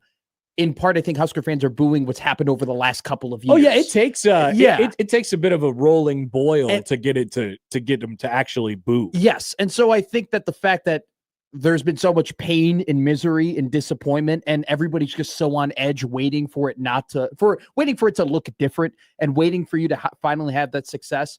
It makes them go to that edge of booing a little bit quicker than usual. And I don't blame the players for being like, screw you for doing that. Like we're winning football games. Like we beat a good Cincinnati team. We're trying our best. It's not like we're not trying, guys. It's not like we're trying to lose to Michigan State. I want Nebraska to have an edge to them. Yeah. Like, I want that. their feet to be held to the fire by people who call into the show and people who boo in the stands because they don't like how things are going. Is it can you be quick on that trigger sometimes? Like I think they are. Of course. I think it is. Of course you can. And can it reach a point of toxicity and unhealthiness? Yes, but like people are pretty desperate to get this thing back to cooking here. But here's another thing too, though, Connor. Like when it comes to this discourse about the team responding to the boos and the boos actually happening, do you know who I blame?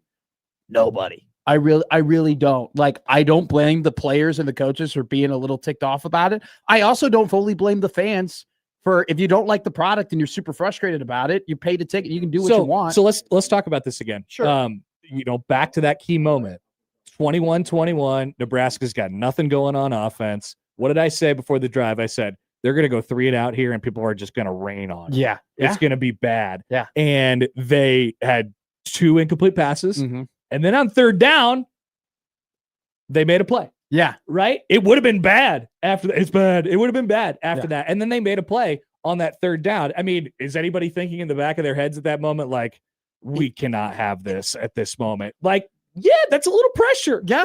That's not bad pressure. No. That's good pressure. Well, and if you want to point to any moment where you're like, hey, teams in the past, this would have happened, but now this team is different, so it didn't. Like, that's what occurred. That was that moment. A good point by Ben on YouTube. They also booed because, quote, they lost 45 yards on a drive. Yes. on a penalty and 2 sacks, one of which the guy didn't even get touched, and then on a bad snap. Yeah. They lost 45 yards on a drive. And I wouldn't blame them if they booed after. I'm pretty sure there might have been a couple of boos after Justin Evans hit the dude right in front of a referee that turned a 3rd and 1 into a 3rd and 16. Yeah, it was absolutely ridiculous. It was getting testy in there for a minute. And that doesn't have to be the worst thing in the world.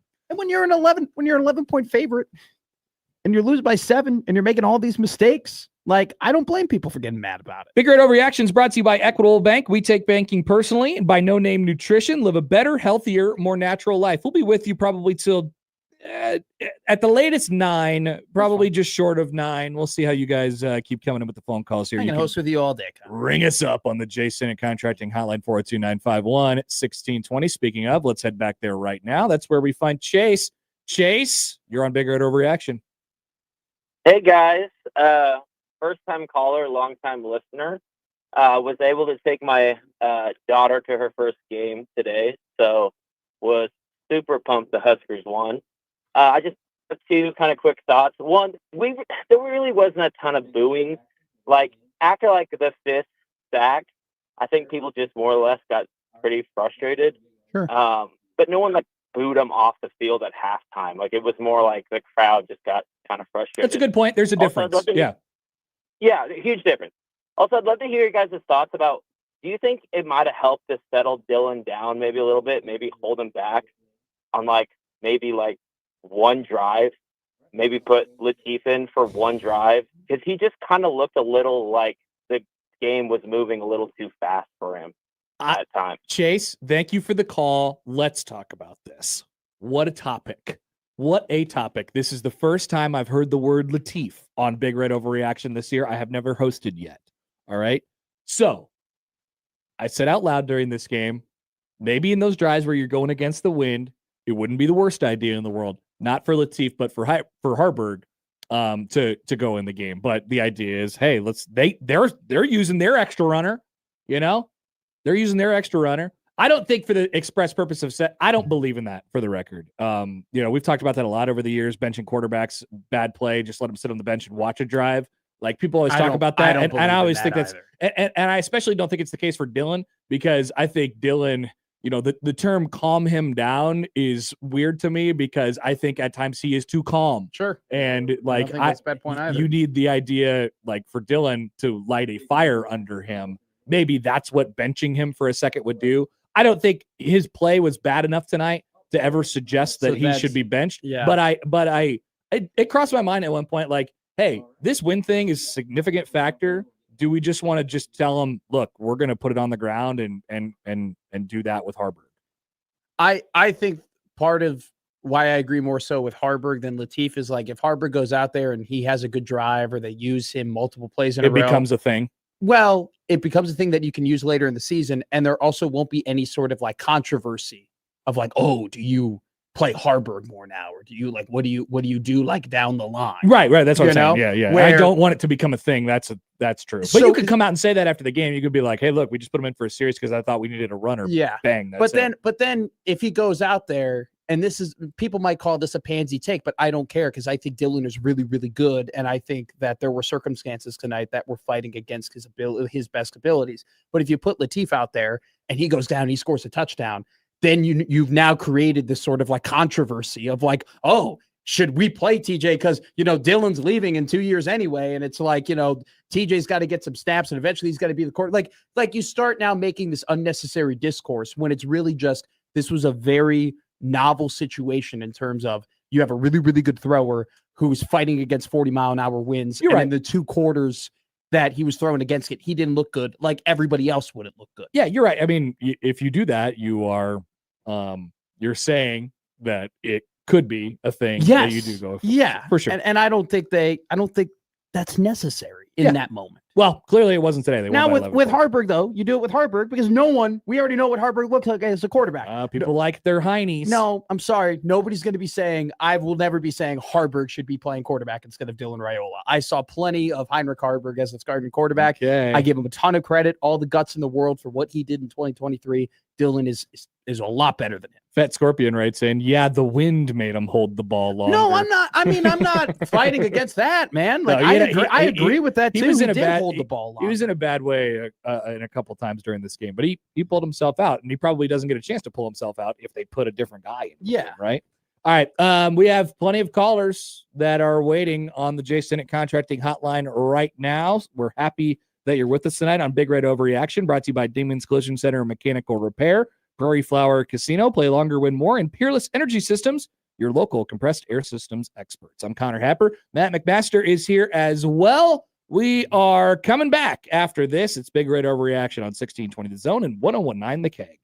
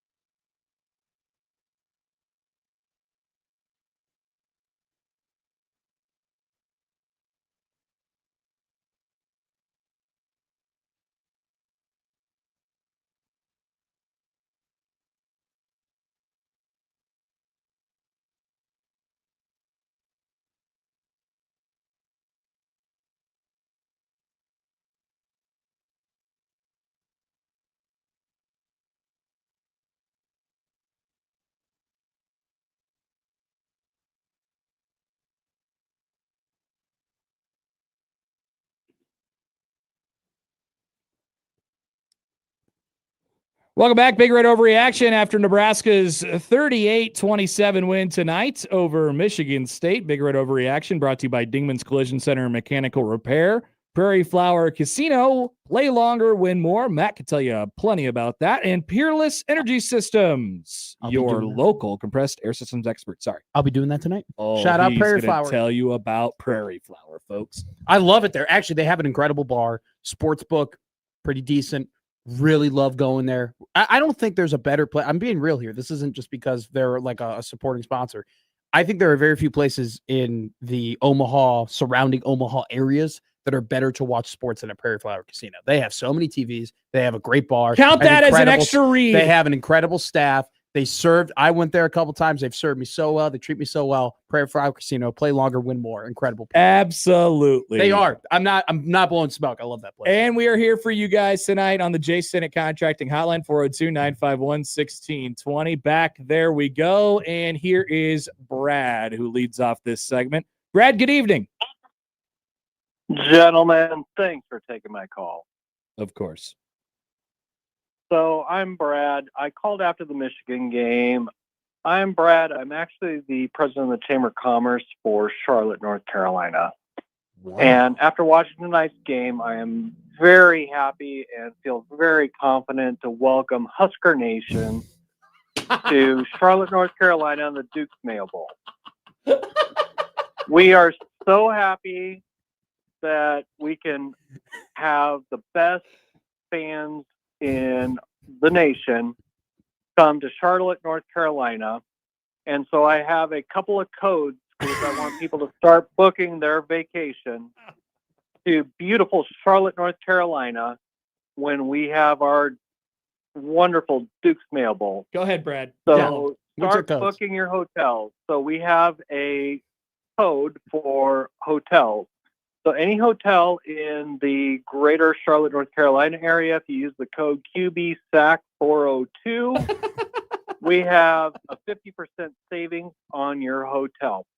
We have also finally, and this was in the works the 2 weeks ago when I called in. Yeah. I didn't have anything finalized, but Southwest Airlines has finally worked with us.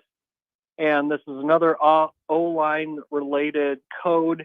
If you have the code pound SIVE, SIEVE, you'll get free bags and an upgrade to business class with Southwest Airlines to come to Charlotte, North Carolina.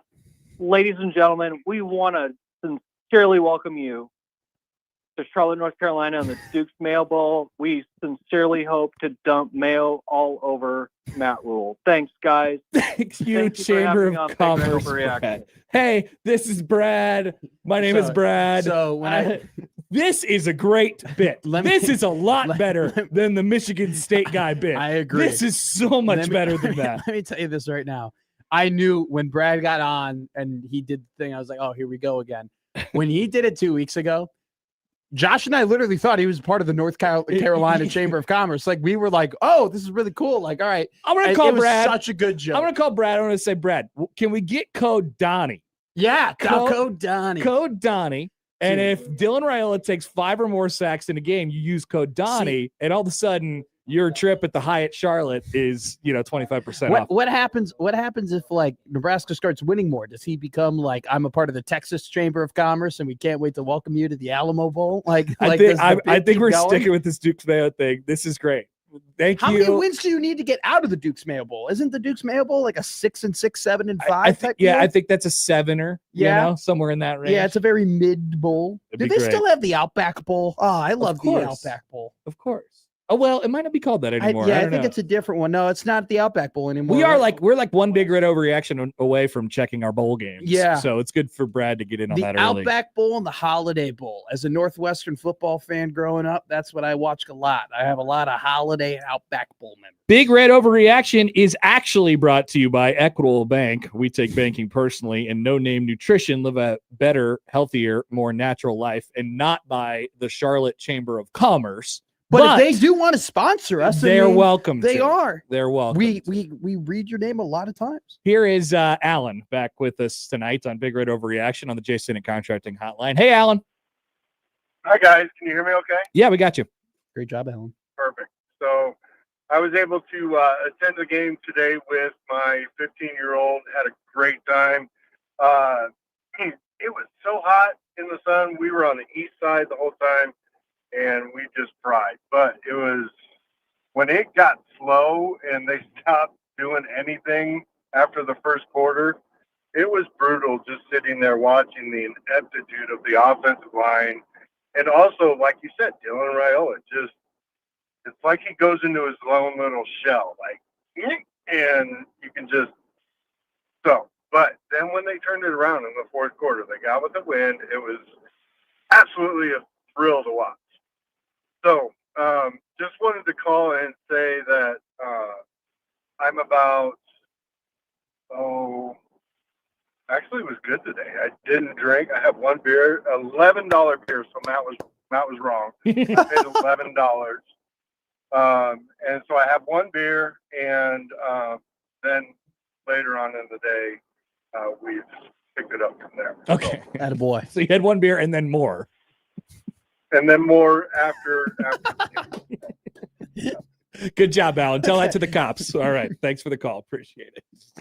How can you say I've been a good boy? I've only had one beer. Well, actually, one beer at the game, and then I had 7 beers after. But I was a good guy today. I was a good boy. That's incredible. Alan, you were a good boy today. Well done. Yeah. You can understand. I was listening pregame on the network, and they sent it down to Jessica, and she said that it was 115 on the field. What? She said it was 115 on the field. They must have had the laser out or something. I was about to say. I mean, it gets hot. It's probably like 20 or 30 degrees hotter on the field. Like, what was the actual game time temperature? Was it 91, right? Or 90? I don't know. It was 90, 92. It was hot, like and then good dose of hot wind. Well, you know what? We actually do have to credit Matt Rule for something in particular. When he got, I think it was, I don't know, maybe after he said it in his first year for sure, because I was at that press conference. He goes, we're actually on the away sideline. Like, he just kind of is like, if we're being honest, like if we're looking like the sign stealing, everything like that, like all the other teams, like everywhere else we go, we're on the same sideline.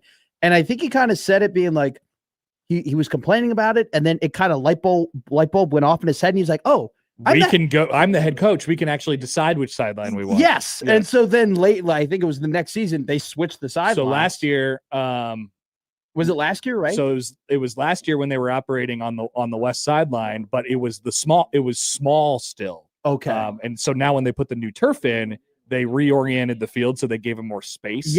On that west sideline. And they were in the shade today, and I'm sure that it was actually pretty nice for them to be a lot cooler. The sidelines are still black. Well, yes, that is that they decided. Maybe that that's where Jessica was. She was on the sideline, Well, and it was 900 degrees because the field's painted black. That'd actually be very smart. Hey, if we want to add a little bit of drama and we want to heighten these numbers, let's just point the laser right at the black turf. So it's 115. It's actually the hottest recorded moment on planet Earth right now.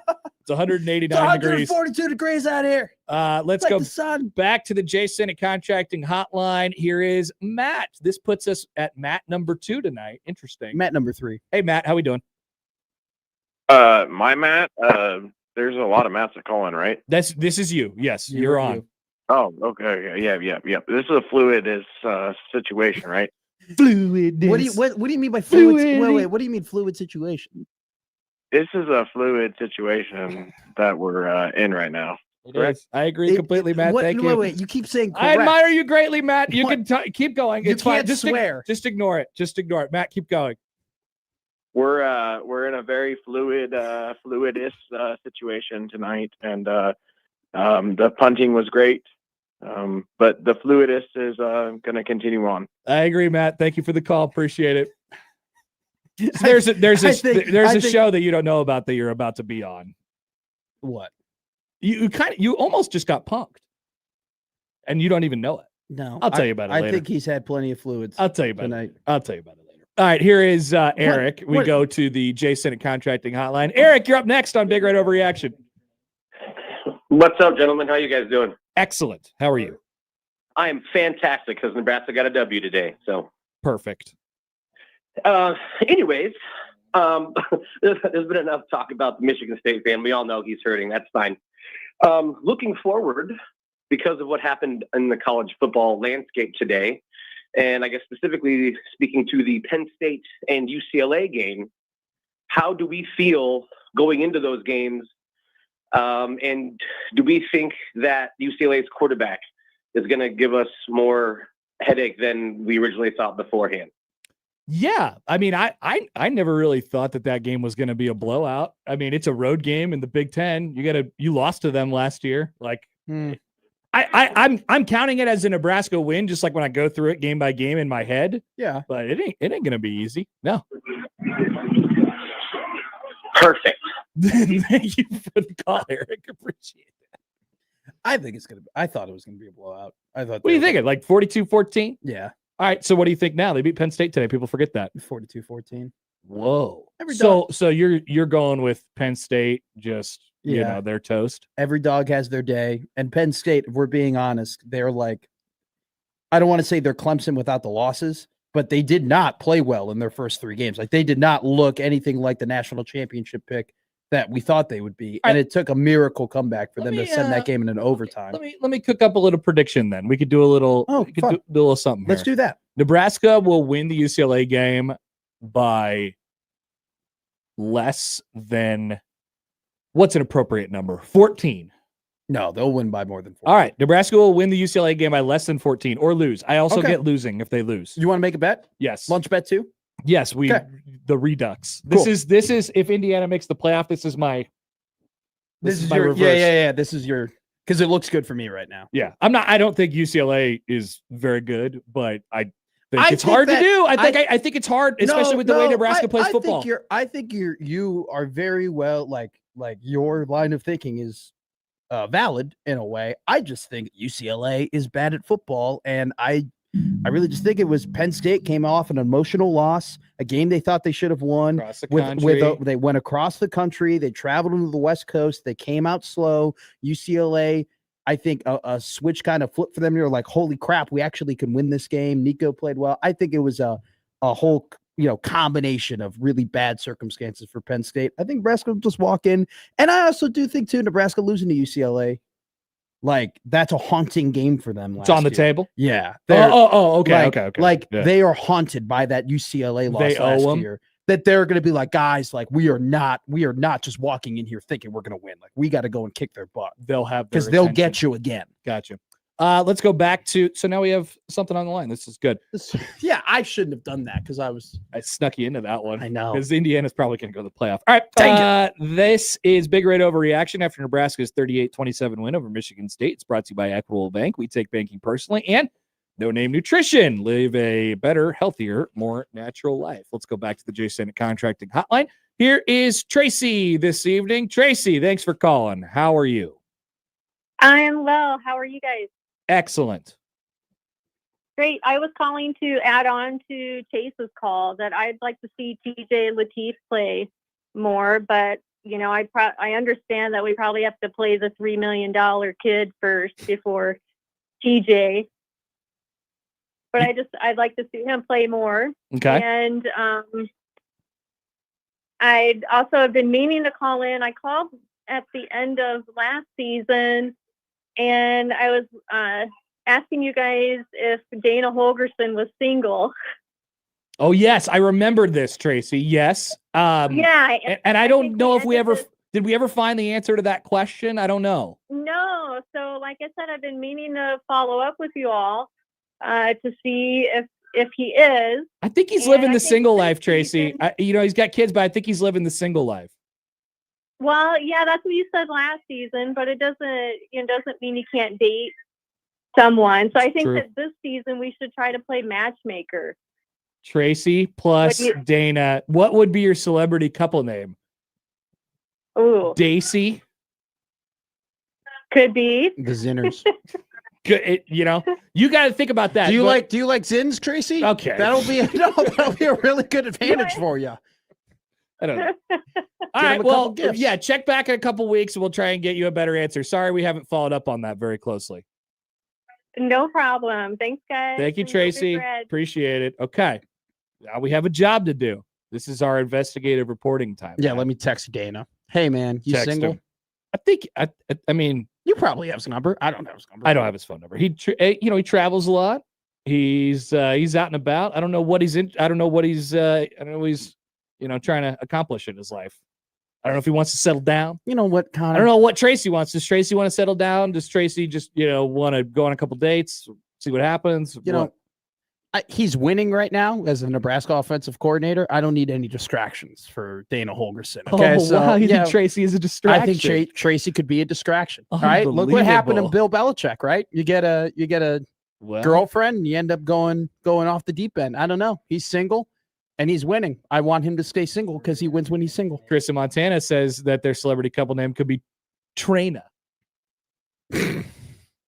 No, Daisy. Daisy or Trina. You guys can vote on that on the poll. Or Trollgerson. That sounds like a great idea. Keep thinking those as we continue on. We're going to take a timeout here. We're going to squeeze in this last bank of callers. So Justin, John, Kurt, and Grant, we'll get to all you guys, and maybe we could squeeze in one or so more after that. Big Red Overreaction is brought to you by Dingman's Collision Center and Mechanical Repair, Prairie Flower Casino, play longer, win more, and Peerless Energy Systems, your local compressed air systems experts. I'm Connor Happer, Matt McMaster. We'll be back after this on Big Red Overreaction on 1620 The Zone and 1019 The Keg.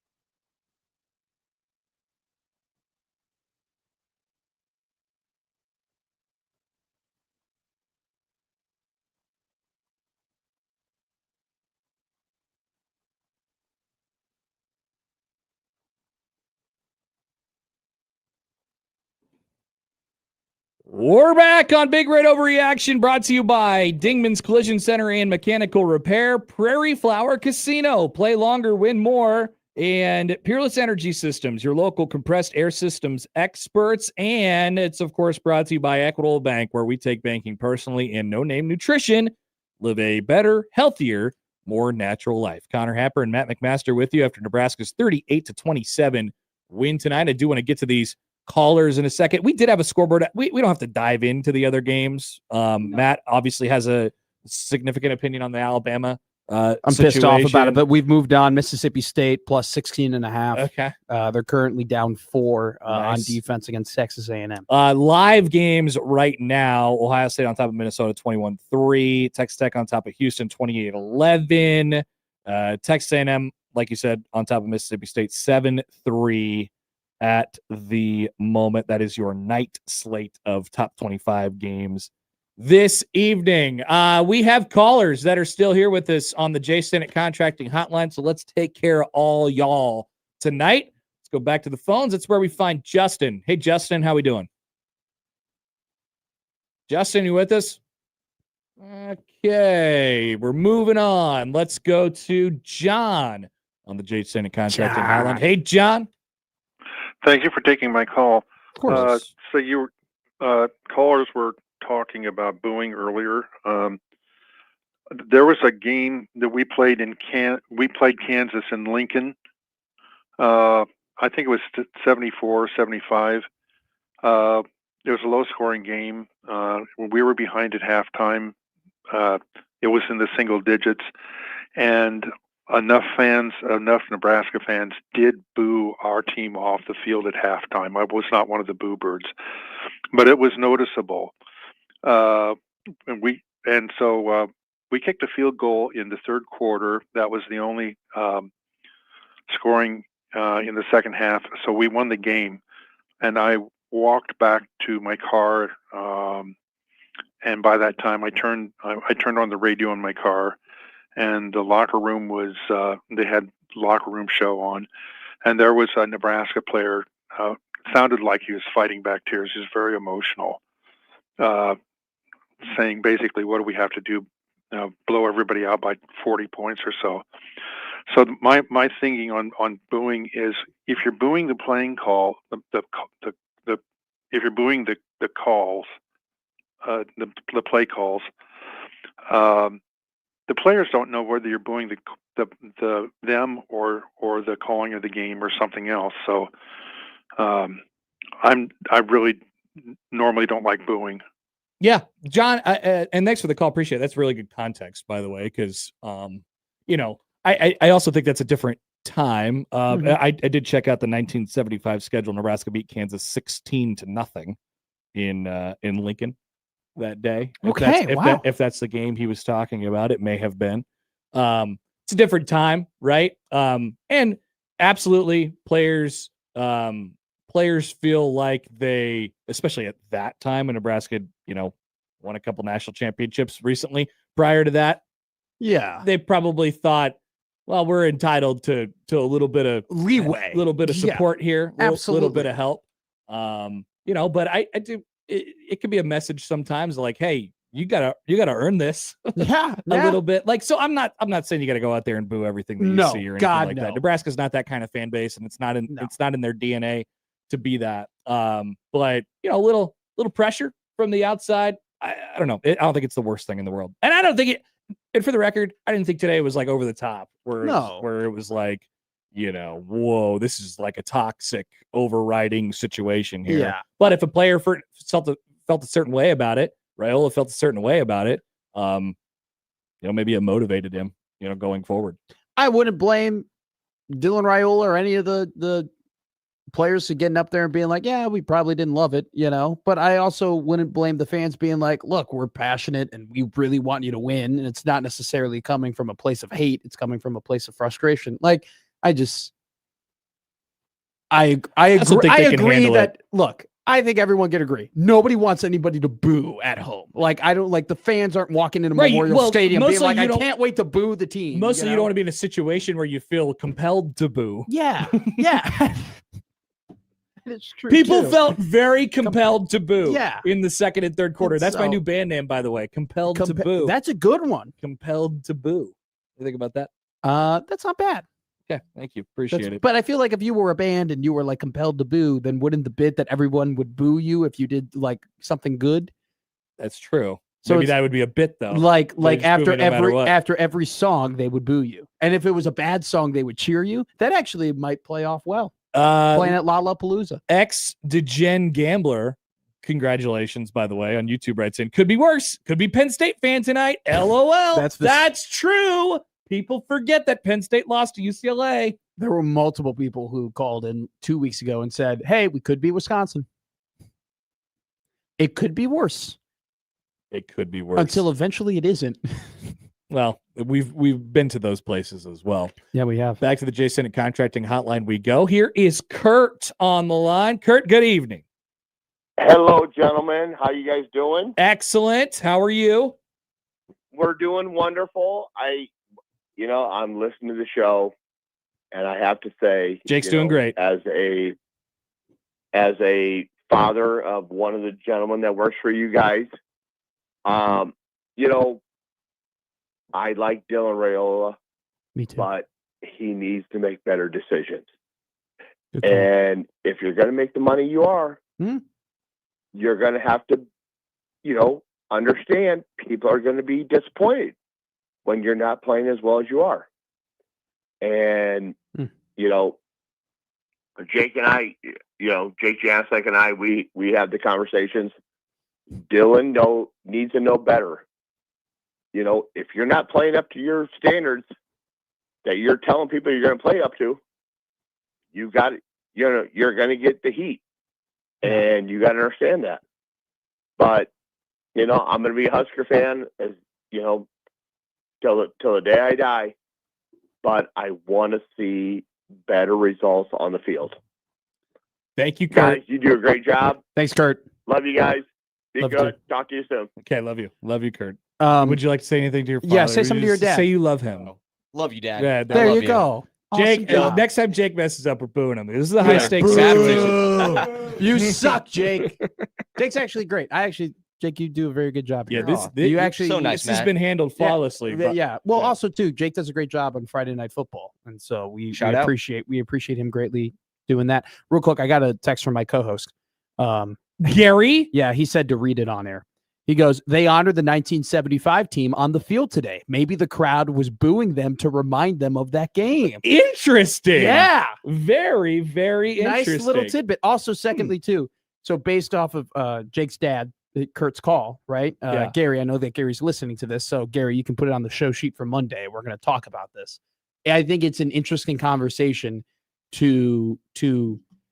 an interesting conversation to me is now that the players are making money and now that they are getting paid a lot of money, does the expectations and how we treat them and how we talk about them, does that change? Is it now more valid to boo guys on the field because they're not just 18, 19-year-old kids playing football. They are millionaires. Some of them are millionaires. And some of them, because of that financial investment, do they deserve to have, higher expectations? I always thought that people, people as in players can handle it however they want to handle it. Sure. Sure. I think that's a good opinion. So Yeah. with that being said, it's up for people to decide, how they want to handle it as well. But yeah, I think there is something to the idea that these guys are adults. Yeah.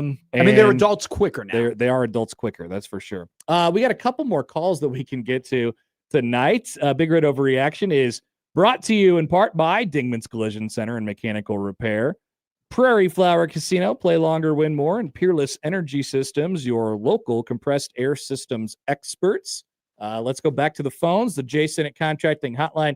Here is Grant this evening. Good evening, Grant. Grant, you still with us? And going once, going twice, and go. Sad. Is there anything else you'd like to? Because I think we basically have one more caller here. Javin Wright was awesome. He had 10 tackles today. 3.5 of them were for loss. I think a lot of people know the story about Buddha and what he's had to battle through in his career. He was absolutely on fire in the first quarter.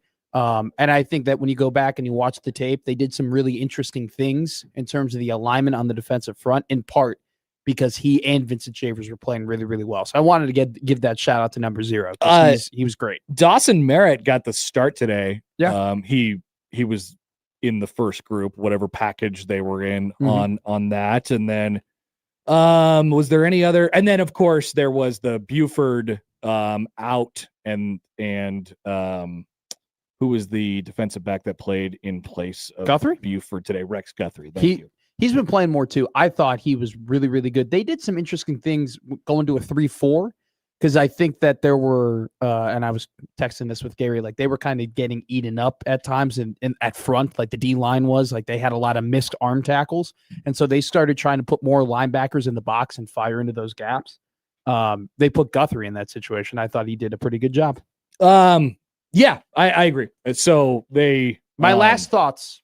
That's it? That's all you got? No, I got more. I you just got more. I have 20 hours of radio to do. Yeah, don't get them out all right now. We've had a fun night.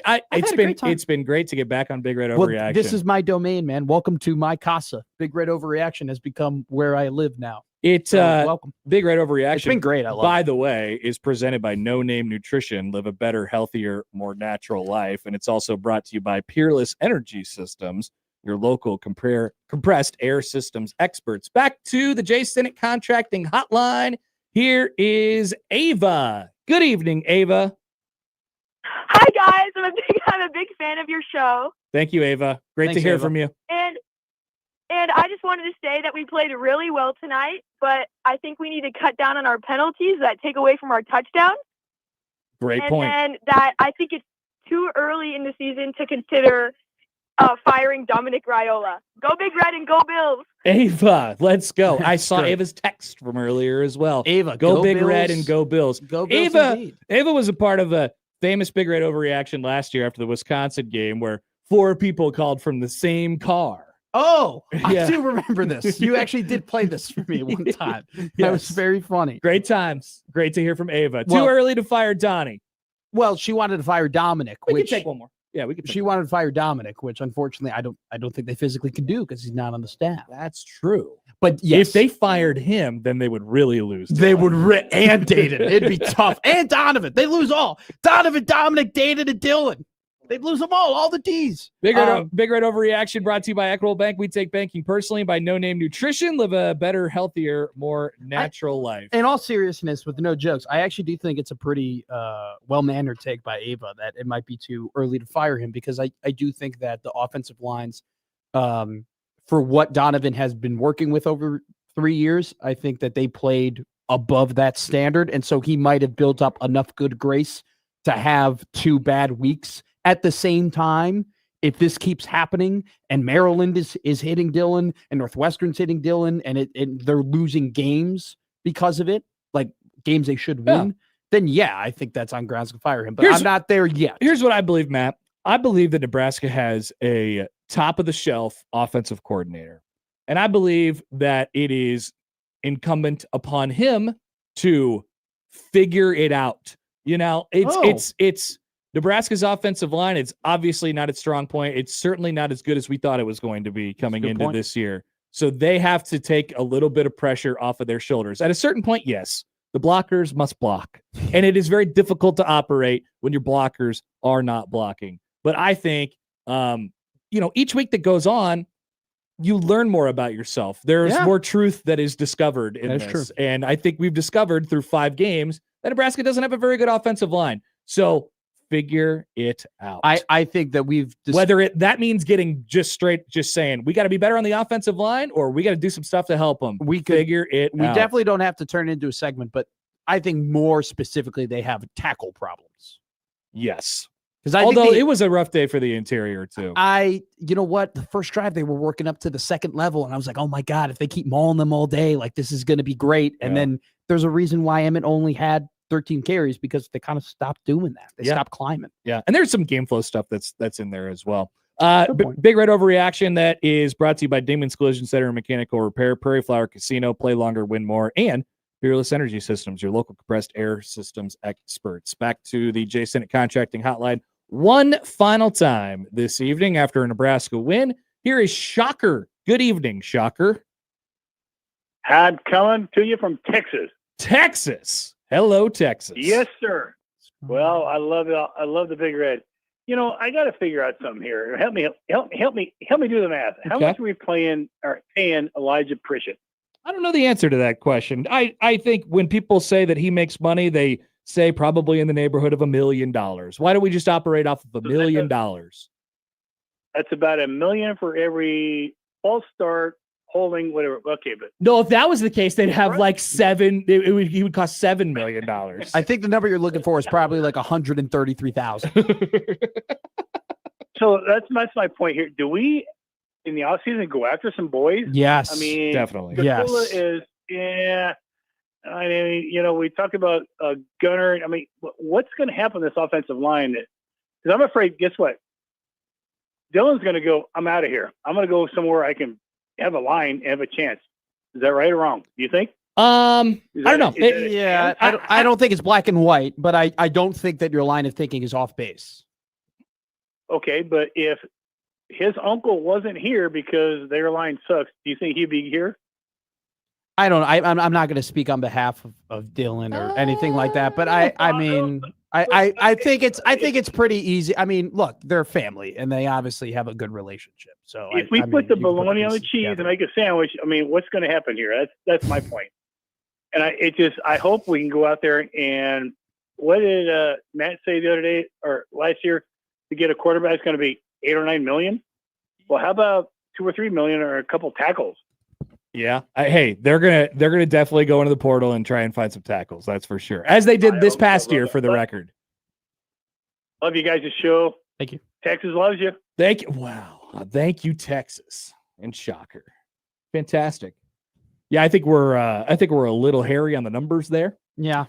Yeah. I think we're a little hairy on the numbers there, but I mean, obviously you have to address the offensive line, regardless of even if they start playing better. I think that Nebraska's offensive line might be, you know, good for winning 8 games or 9 games or whatever. But if your goal is eventually to win a college football playoff game, I don't think that this line in this current iteration is near that level it needs to be. they went into the portal. They tried a couple other tackles. They missed, and then they ended up with Pritchett, who, once again, I am still willing to give a little bit of grace because, once again, it was his first start at left tackle tonight. The false starts are a problem. I'm more worried about him getting beat. I'm more worried about which happens as well. I'm more worried about him looking at a stunt and looking at a ghost.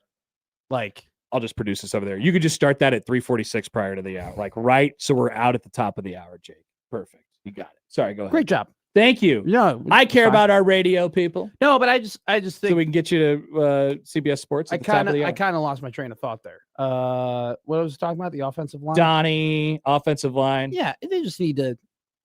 Regardless of how this ends up and if it gets fixed or not, they need to go out and they get. Oh, here's what I was going to say. They need to get better talent, and you have to remember too, like they haven't just missed out on offensive linemen that are top tier in the portal. They've missed out on some top tier offensive linemen in high school as well. Yeah, and they haven't developed at a high enough rate. Well, they got either. Grant Bricks. Donde está? He's you got to get that going sooner rather than later.